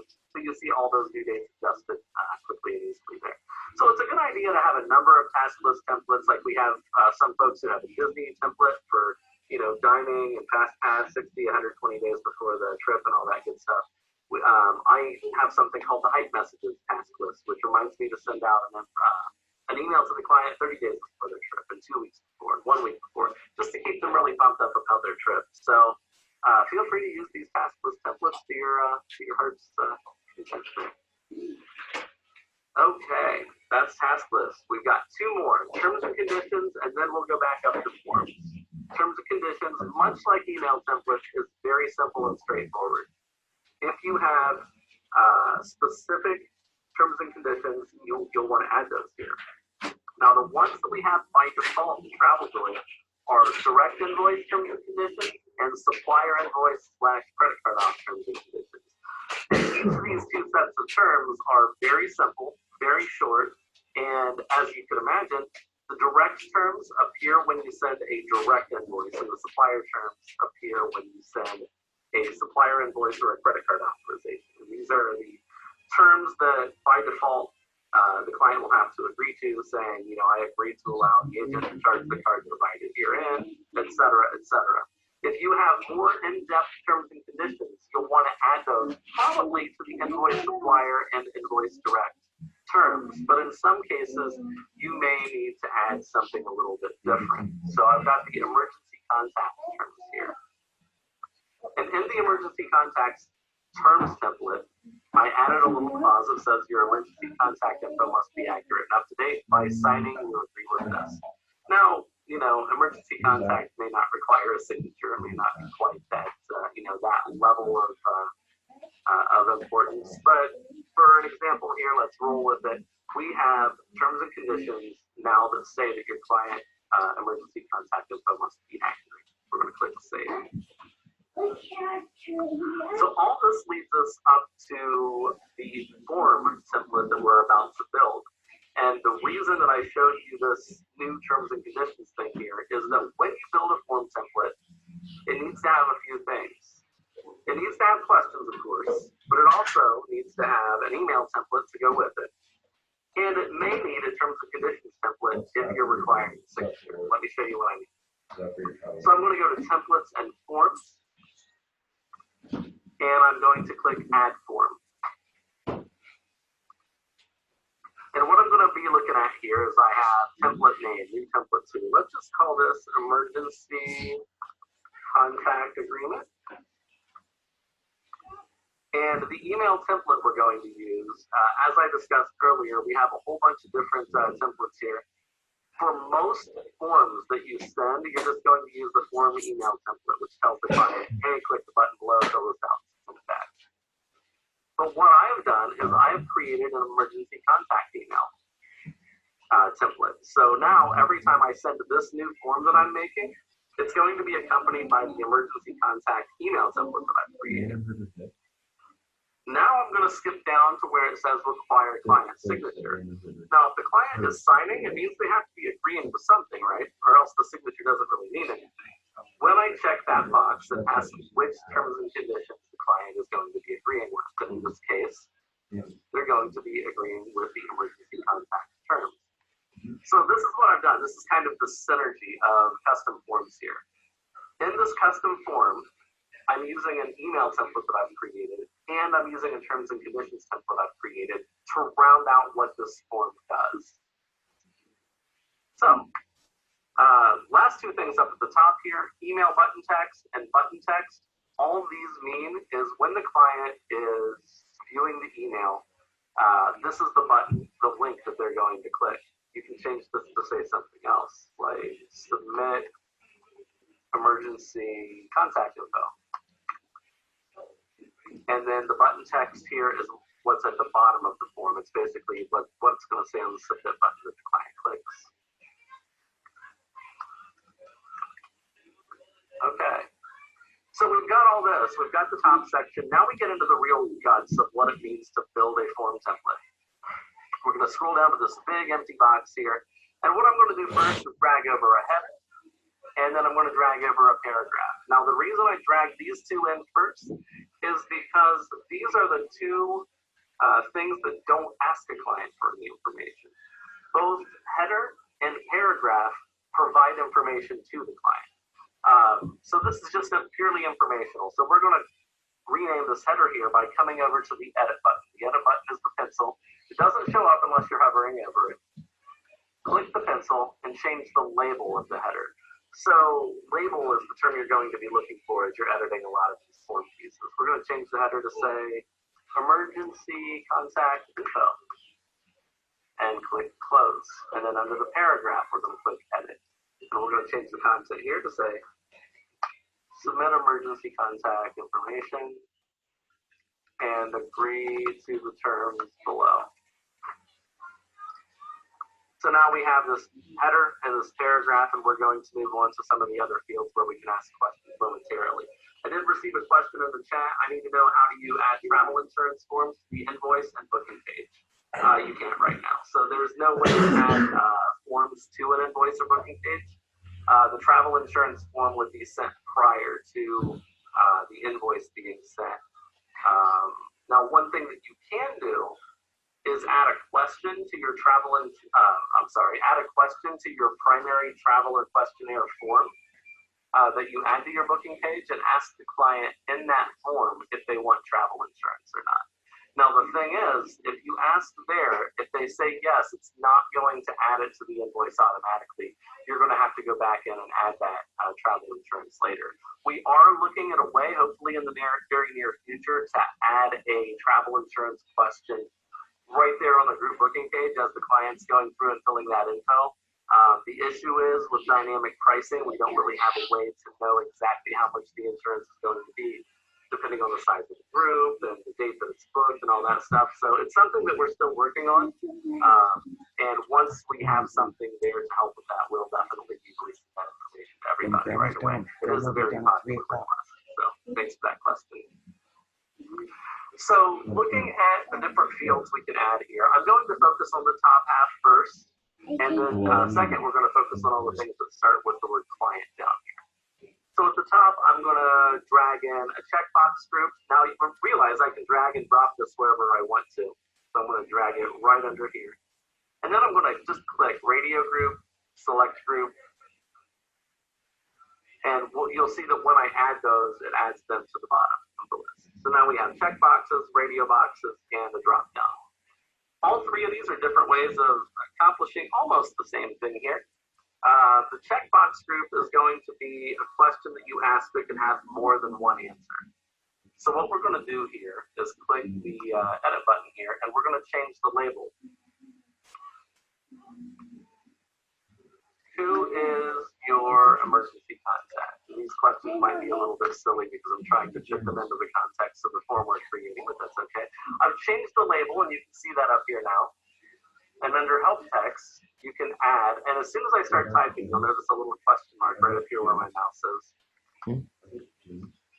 Choose all that apply. And what this means is when the client hovers over that question mark, they'll see that they can choose more than one. And now we just need to come down and add some options. Spouse/partner, we can add an option here. Parent/child, add option. Friend. You know, so we have 3 different options here. And what I'm going to do is go ahead and click close so you can see what this looks like now. You can see the question, you can see the help over here, you can see the 3 different things. You'll notice that the client can check more than one. You're on the floor. 2 more things I want to show you really quick when we go back into edit is if we choose required, a little red star is going to be added right there, and that means that the client has to answer this question. So required can be turned on and off at your discretion. And then inline, display the checkbox inline. I want to go ahead and click that, and what you're going to see when I close is that now these are all horizontal instead of vertical. This is going to make your form a little bit shorter, make it look a little bit more professional. So feel free to use that inline option to make the options all stack up horizontally. One more thing I want to show you is the let users enter an unlisted option here. When I check this box and I click close, there is suddenly an other box here. Now, I have seen in the past where agents have tried to add a box with the label other and then just add a bunch of underline beside it, thinking that the client might be able to type in the underline area. That's not how that works. What you're going to want to do is just check the box to let users enter an unlisted option, and when they check the box, a box to type in will pop right up.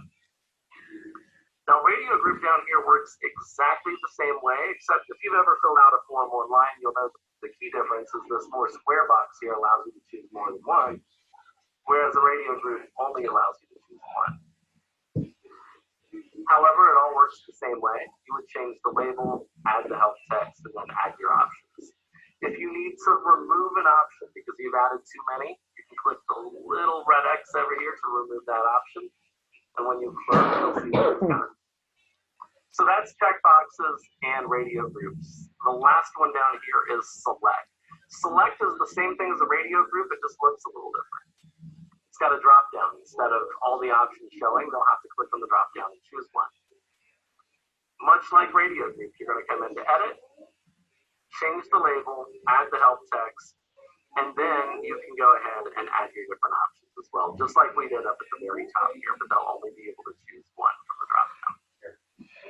So that's the 3 ways that you can ask a client a multiple choice question.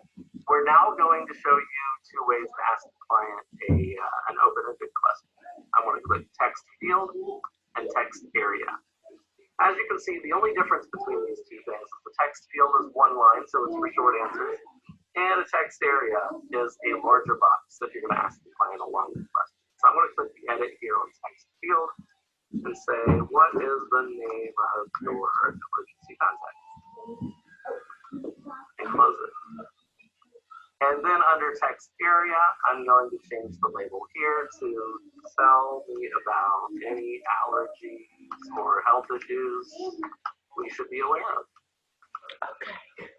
on your trip. Because that might be a longer answer, we're going to give them more space to write here. So that's all the different ways that you can ask a client questions on a form. However, none of what I've shown you so far will sync up to their client profile automatically. It will show up on their trip and you'll be able to look back at that form, but these will not sync up with their profile so that it'll be saved in perpetuity. I want to click clear down here. I recommend never clicking the clear button because it might wipe out a lot of work that you've done. In my case, I really need to wipe out all that work. So we can start from scratch here. What I'm going to show you now is how to add fields that sync with the client profile. I'm just going to drag over client name here and just drop it. And what you'll see is these little blue boxes beside each one of these items. If you hover, it says this input prefix will get automatically copied into the client's profile field prefix when filled out. Any form fields that you add in the client section down here will automatically sync with the client profile. You can take out the ones that you don't want. So say we don't want a prefix, we don't want a suffix or preferred name, but we do want an address. Oh, I put that in at the wrong place. I dragged it in above instead of below. So make sure you don't do that. We can add client address down here at the bottom. And again, we can remove the header, we can remove the line 2, we can remove the country. We can ask for the client's email address down here. So that's what all these different little fields are, is how to add custom fields that will show up on the client's profile and sync automatically. One more thing you need to know about that, though, is how to create your own custom fields. So say you want to ask a question, say, for example, it's the emergency contact thing. You want to ask the client who their emergency contact's name is and what their phone number is, and you want that to be permanently synced to their profile. You can add new questions that sync to the client's profile. Here's how you do it. On the client's page, you click clients over here on the left side, you're on the client's page. You're going to click these 3 dots up here, and you're going to click edit client profile fields. This is where you add new fields to the client profile. And you're going to come down to custom here most of the time. And you'll see what I've done is kind of like building a form. I dragged in a few text fields. I dragged in a text field that said emergency contact name. I dragged in one that said emergency contact phone number. I edited the labels on these, of course, just like I do on a form.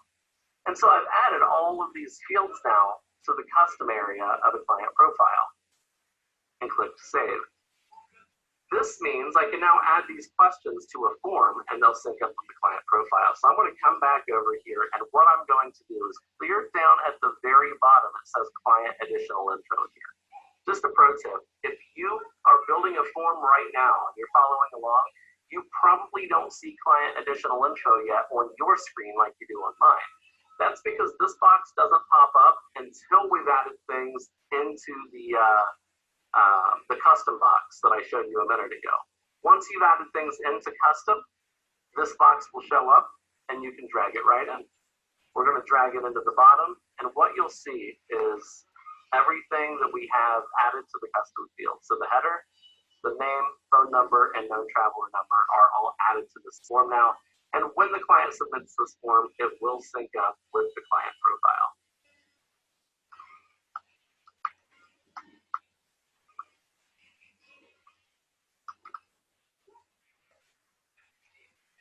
All right, just letting the person in chat know to refresh their page here. Okay, so we have all these different types of forms created. What we're going to do is click save, and you guys do know how to submit a form, so I don't need to add anything additional there. One thing that I do want to share, though, is to come back to a question that was asked by Charlotte earlier. I am going to get out of this form without saving it. And I'm going to go to the form that I created earlier called Caribbean Cruise Primary Traveler Questionnaire. I'm going to open this up to edit it. Now, in this form that I've created, what I'm going to do is add a new question at the very bottom here. And it is going to be a radio group. What I'm going to ask here is, for example,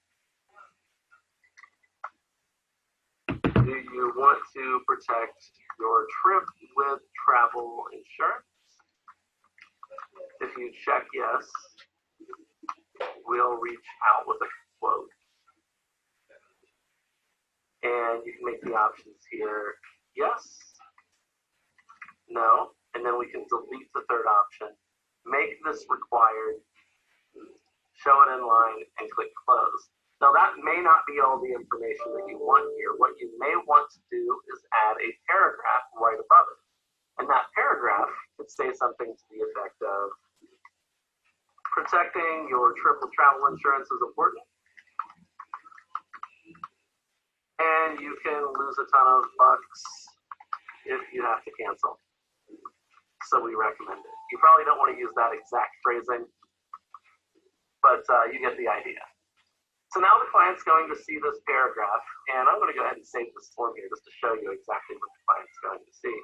The client will be able to see this form.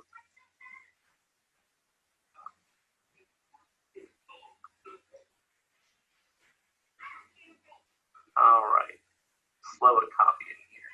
Let's get it just right.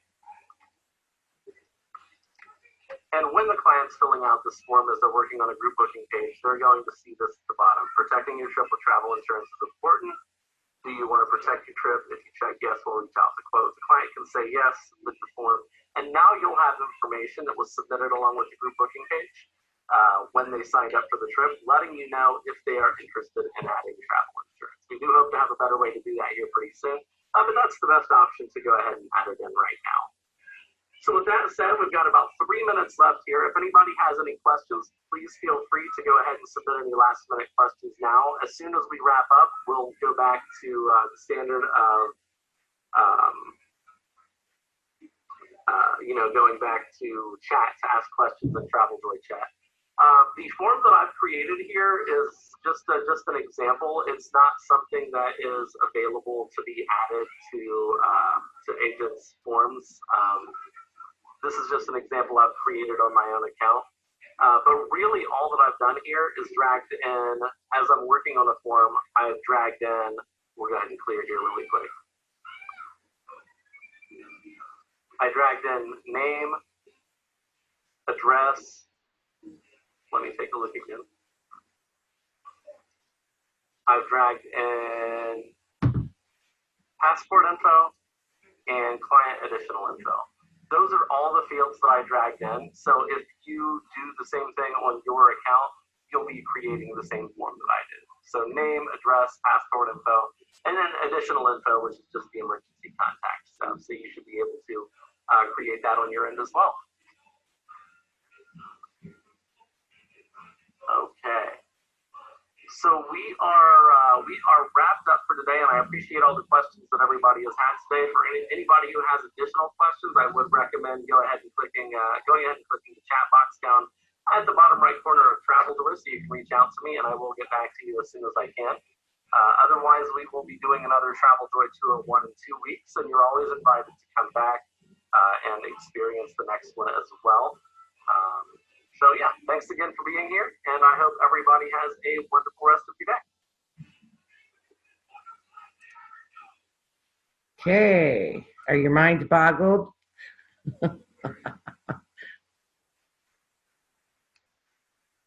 Yes, a lot of information. It is a lot of information. Any questions?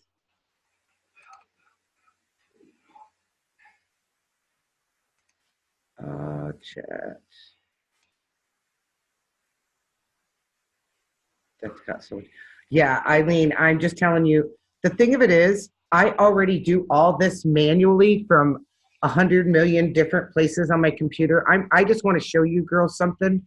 I shared this yesterday, so I cleaned up my desktop. Every Sunday I clean up my desktop. Yesterday, you couldn't see anything because this was chock full of stuff on my desktop, but this is just my clients. So these are my client lists. So when I have to look for something for my client, I got to dig through this. And then unfortunately, when I do groups, I have everybody kind of underneath these. But let me show you another thing. Let me see. Where's Janice and Larry? Because I just did their second trip. So then I got to dig through here, find out what information I need. What have I already sent them? What haven't I sent them? Things that I print out for their packets are all here.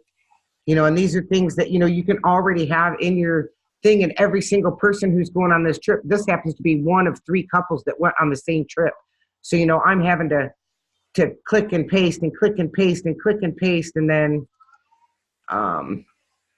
you can just see, this is just one client, you guys, all the stuff I have to go through to do, where once you put it in there in TravelJoy, all you have to do is click and send. I don't have to go through all these steps of looking for what I have to send, what didn't I send, who got what, who didn't get what back. Not to mention going back and forth between email, then copying and pasting it in their file here, then printing it and put it in their folder in the file cabinet. So for me personally, TravelJoy is going to save me so much time, and it looks so much more professional than anything I can Yeah, Kimberly, it sure does. It works for individual trips as well. On that first one, someone asked a question in the chat in 201 about proposals. That's exactly what a proposal is. So let me walk you through this real quick, Kimberly. Someone contacts you over Facebook Messenger and says, hey, me and the family are thinking about going to Hawaii in August. Can you help me? Yep, I'll PM you. You go to Travel Joy, you put in Jane Doe Hawaii trip, you put a picture on it, you send her the basic information, boom, now you've already created the trip, quote unquote, with nothing in it. You've sent her the information, which is what we use which I would have to go to Jotforms, copy the link, go back to however I'm talking to her, send her the link. You know, it doesn't have all kinds of information. It doesn't look professional. I mean, it does look professional, but I'm telling you my personal differences. But in Travel Joy, you create that thing, send her the link. Now you've already started the whole process like you did in Travel Joy 101. Now, when she sends it back to you, you can adjust things. That's when you send her the quote, a proposal after she says what you want. When you've researched, you throw the pictures, you copy and paste the itinerary, whether it be from TAP, VAX, Sandals, Disney, it doesn't matter. You can copy and paste it right in the proposal. It has all their stuff. At the bottom, it lets you break out prices. It's amazing. It saves you so much time. It's everything we already do anyways. This is nothing new. Travel Joy has not reinvented the wheel. So, I mean, it's just, yeah. And as far as for invoicing and signature, it cuts out so many steps. I told everyone yesterday, I love Travel Joy, but if you're not booking clients, you know, and you can't afford the $30 a month, we have other ways to do exactly what Travel Joy is doing. And I learned it the hard way. You know what I'm saying? There's nothing wrong with it. And I've been very successful at doing it without Travel Joy. Just now that I've gotten busier and I have so many different clients that I have to keep track of, and I do groups, it is so much easier for me to keep track of everything. So much easier. And it's well worth the $30 a month for me, which is, again, 100% tax deductible at the end of the year. So did that answer your question, Kimberly? I'm sorry.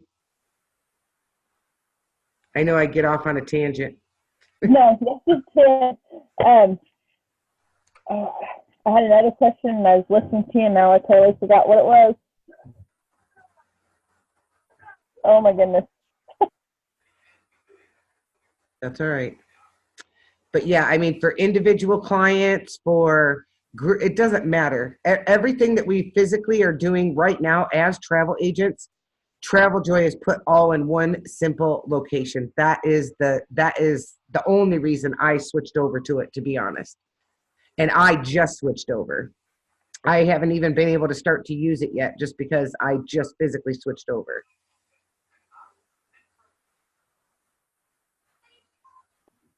But I'm just I have a group cruise going in November. Once I get the client information in there, what I like about it is, again, when I do payments, I have this big old form. I have to copy and paste what they paid for their receipt.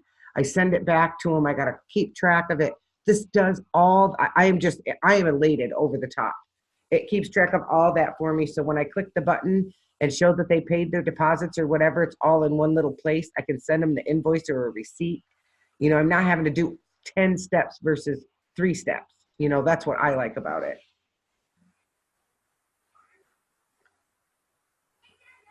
And again, I wish it was a free service or included in our membership, because it really helps you also, because it does things that you might not think of, you know, like it was telling you about the reminders to send them, you know, when the day they get back, or, you know, just little helpful hints. You know, they're really here to help the travel agents, and their support is amazing. That little blue box, I mean, they answer you within hours. My second day in, when I started my free trial, I got a phone call from that Alan, and, you know, to answer any questions that I had. And it's really awesome. And they're putting new things in every single day as more people get to use it. And I think he kind of touched on that in the videos, that, you know, as they get demand, they will start adding things. So yeah, it is amazing. Really, really super amazing. And then there is a promo code. So anyone who is going to join, I say go to your upline and find out if someone already has Travel Joy and get their promo code. He put one in there, but like if I give you mine, I get credit as well. So everyone gets 7-day free trial. And if you have the promo code, then for the next 3 months, you get it for half price. So instead of being $30 a month, it's $15 a month for the first 3 months. And then if you get enough people that you give your promo link to, yours ends up being free. So that's why I say go to your upline or to your sponsor or, you know, to someone who's right above you versus using mine. Now, if no one in your organization has started Travel Joy, I'm more than willing to share my promo code with you. But please go to your upline first so that they get credit. Does anyone have any other questions about anything that we covered yesterday, anything that we covered earlier, or on Travel Joy?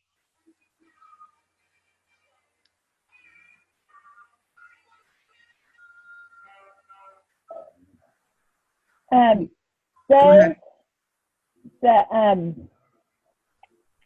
Jotform invoicing that I want to say Tina made work in Weebly as well as it does in GoDaddy? Jotforms? Yes. In Weebly, I simply use a link. I insert the link. That's all I do. I don't put the forms in Weebly. You can create separate forms inside of Weebly if you want that sends you emails direct. They have the same setup that Jotforms does in Weebly. But if I already have the form created inside my Weebly thing, I simply put the link to Jotforms. Okay. On the more extensive stuff. Again, to answer your question, yes, you can do several different ways. You can either insert the link and let them go right to the Jotform page, or you can create your own within Weebly. Okay. So I wasn't sure when we did that Sunday and we redid it Tuesday night. Queen was talking about how Jotform, and she had it in her GoDaddy, and then she gave us that link, but I didn't know if it just went over into the Jotform link or how she had it in her web page. Yeah, so when she showed you, if it was on, was it just already here? Let me see if I can pull up my, bear with me, my computer's kind of pokey, so.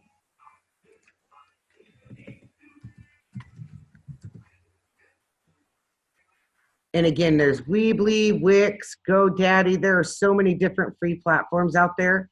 I chose Weebly because when I started, I was very computer illiterate. And this was the easiest one for me to learn on. So, you know, there's several different ways you can do it. And again, don't be afraid to, so here, you know, right in here, it lets you create the templates and it's already pre-formed stuff. You can add, when you edit the page, all different things. You can do addresses, ask questions. You know, you can create forms right inside Weebly, just like you could in Jotforms. And then if you want, like this one is a link. So it says travel franchise, but when you click on it, it takes you to the exclusive travel rates video. You can do the same thing with your Jotform. Simply create a link, name it something, you know, like over here, you could name it traveler reservation form. When they click on it, it opens the form in Jotform and then it comes right to you. It can be that simple. You know, they just click on it and then it opens a Jotform. That way you're not having to remake lists if you don't want to. Does that make sense? Yeah, she had it where it gave all the information, like our checklist. She had it all done in Jotform, Jotforms, and had sent us the link to that or template. Of how to do that. Yeah. And that's the same, that's all these are. When the Jotform's done in that link that she sent you, you can name the link whatever you want, you know, when you create it in the web page. And like this one goes right to my enrollment page. Boom. You know, you can put a link in these sites to wherever you want to go, whether it be to a Jotform, to a YouTube video, to another form, to another website. It does not matter. With these free sites, it'll let you put in hyperlinks, Jotforms. You can create your own, link them to your own. It really, really gives you a lot of leeway.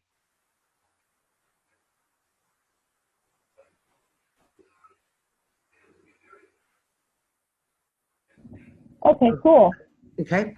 And again, on Weebly, you can create as many accounts as you want. I think I have like 5 different websites on Weebly. So Yeah, they were the ones when I do anybody else's websites and stuff that I went to because it was so much easier. mm-hmm. Yeah.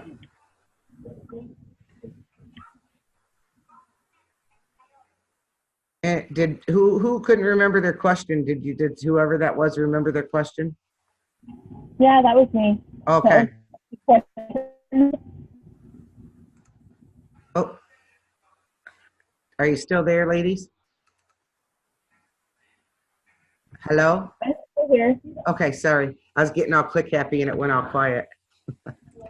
All right. Does anybody have anything else today? On subject, off subject?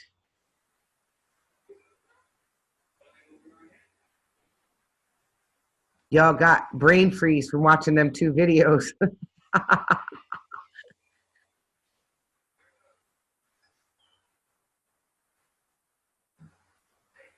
Alrighty, if there's nothing else, I guess we can call it a day. Oh, hang on, I got someone in the chat. Oh, nope, thank you. Thank you, thank you. Kimberly, you don't have anything. Who else do I got? Jennifer. Oh, Jennifer, I think left. No, I don't know who I got left. Hang on. Lakita, there you go. No more questions, ladies? Nope, I'm good. Awesome. Thank you so much. And I did record this, so I will put it up when it gets done loading. It's going to take a while because it was almost a 3-hour-long Zoom. And it takes a while for it to upload to YouTube. But as soon as it gets uploaded, I will post it in the on our pages and in my page for you guys.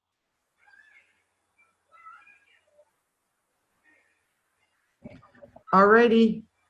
This Zoominar is officially over. Thanks, ladies. Thank you. Thank you.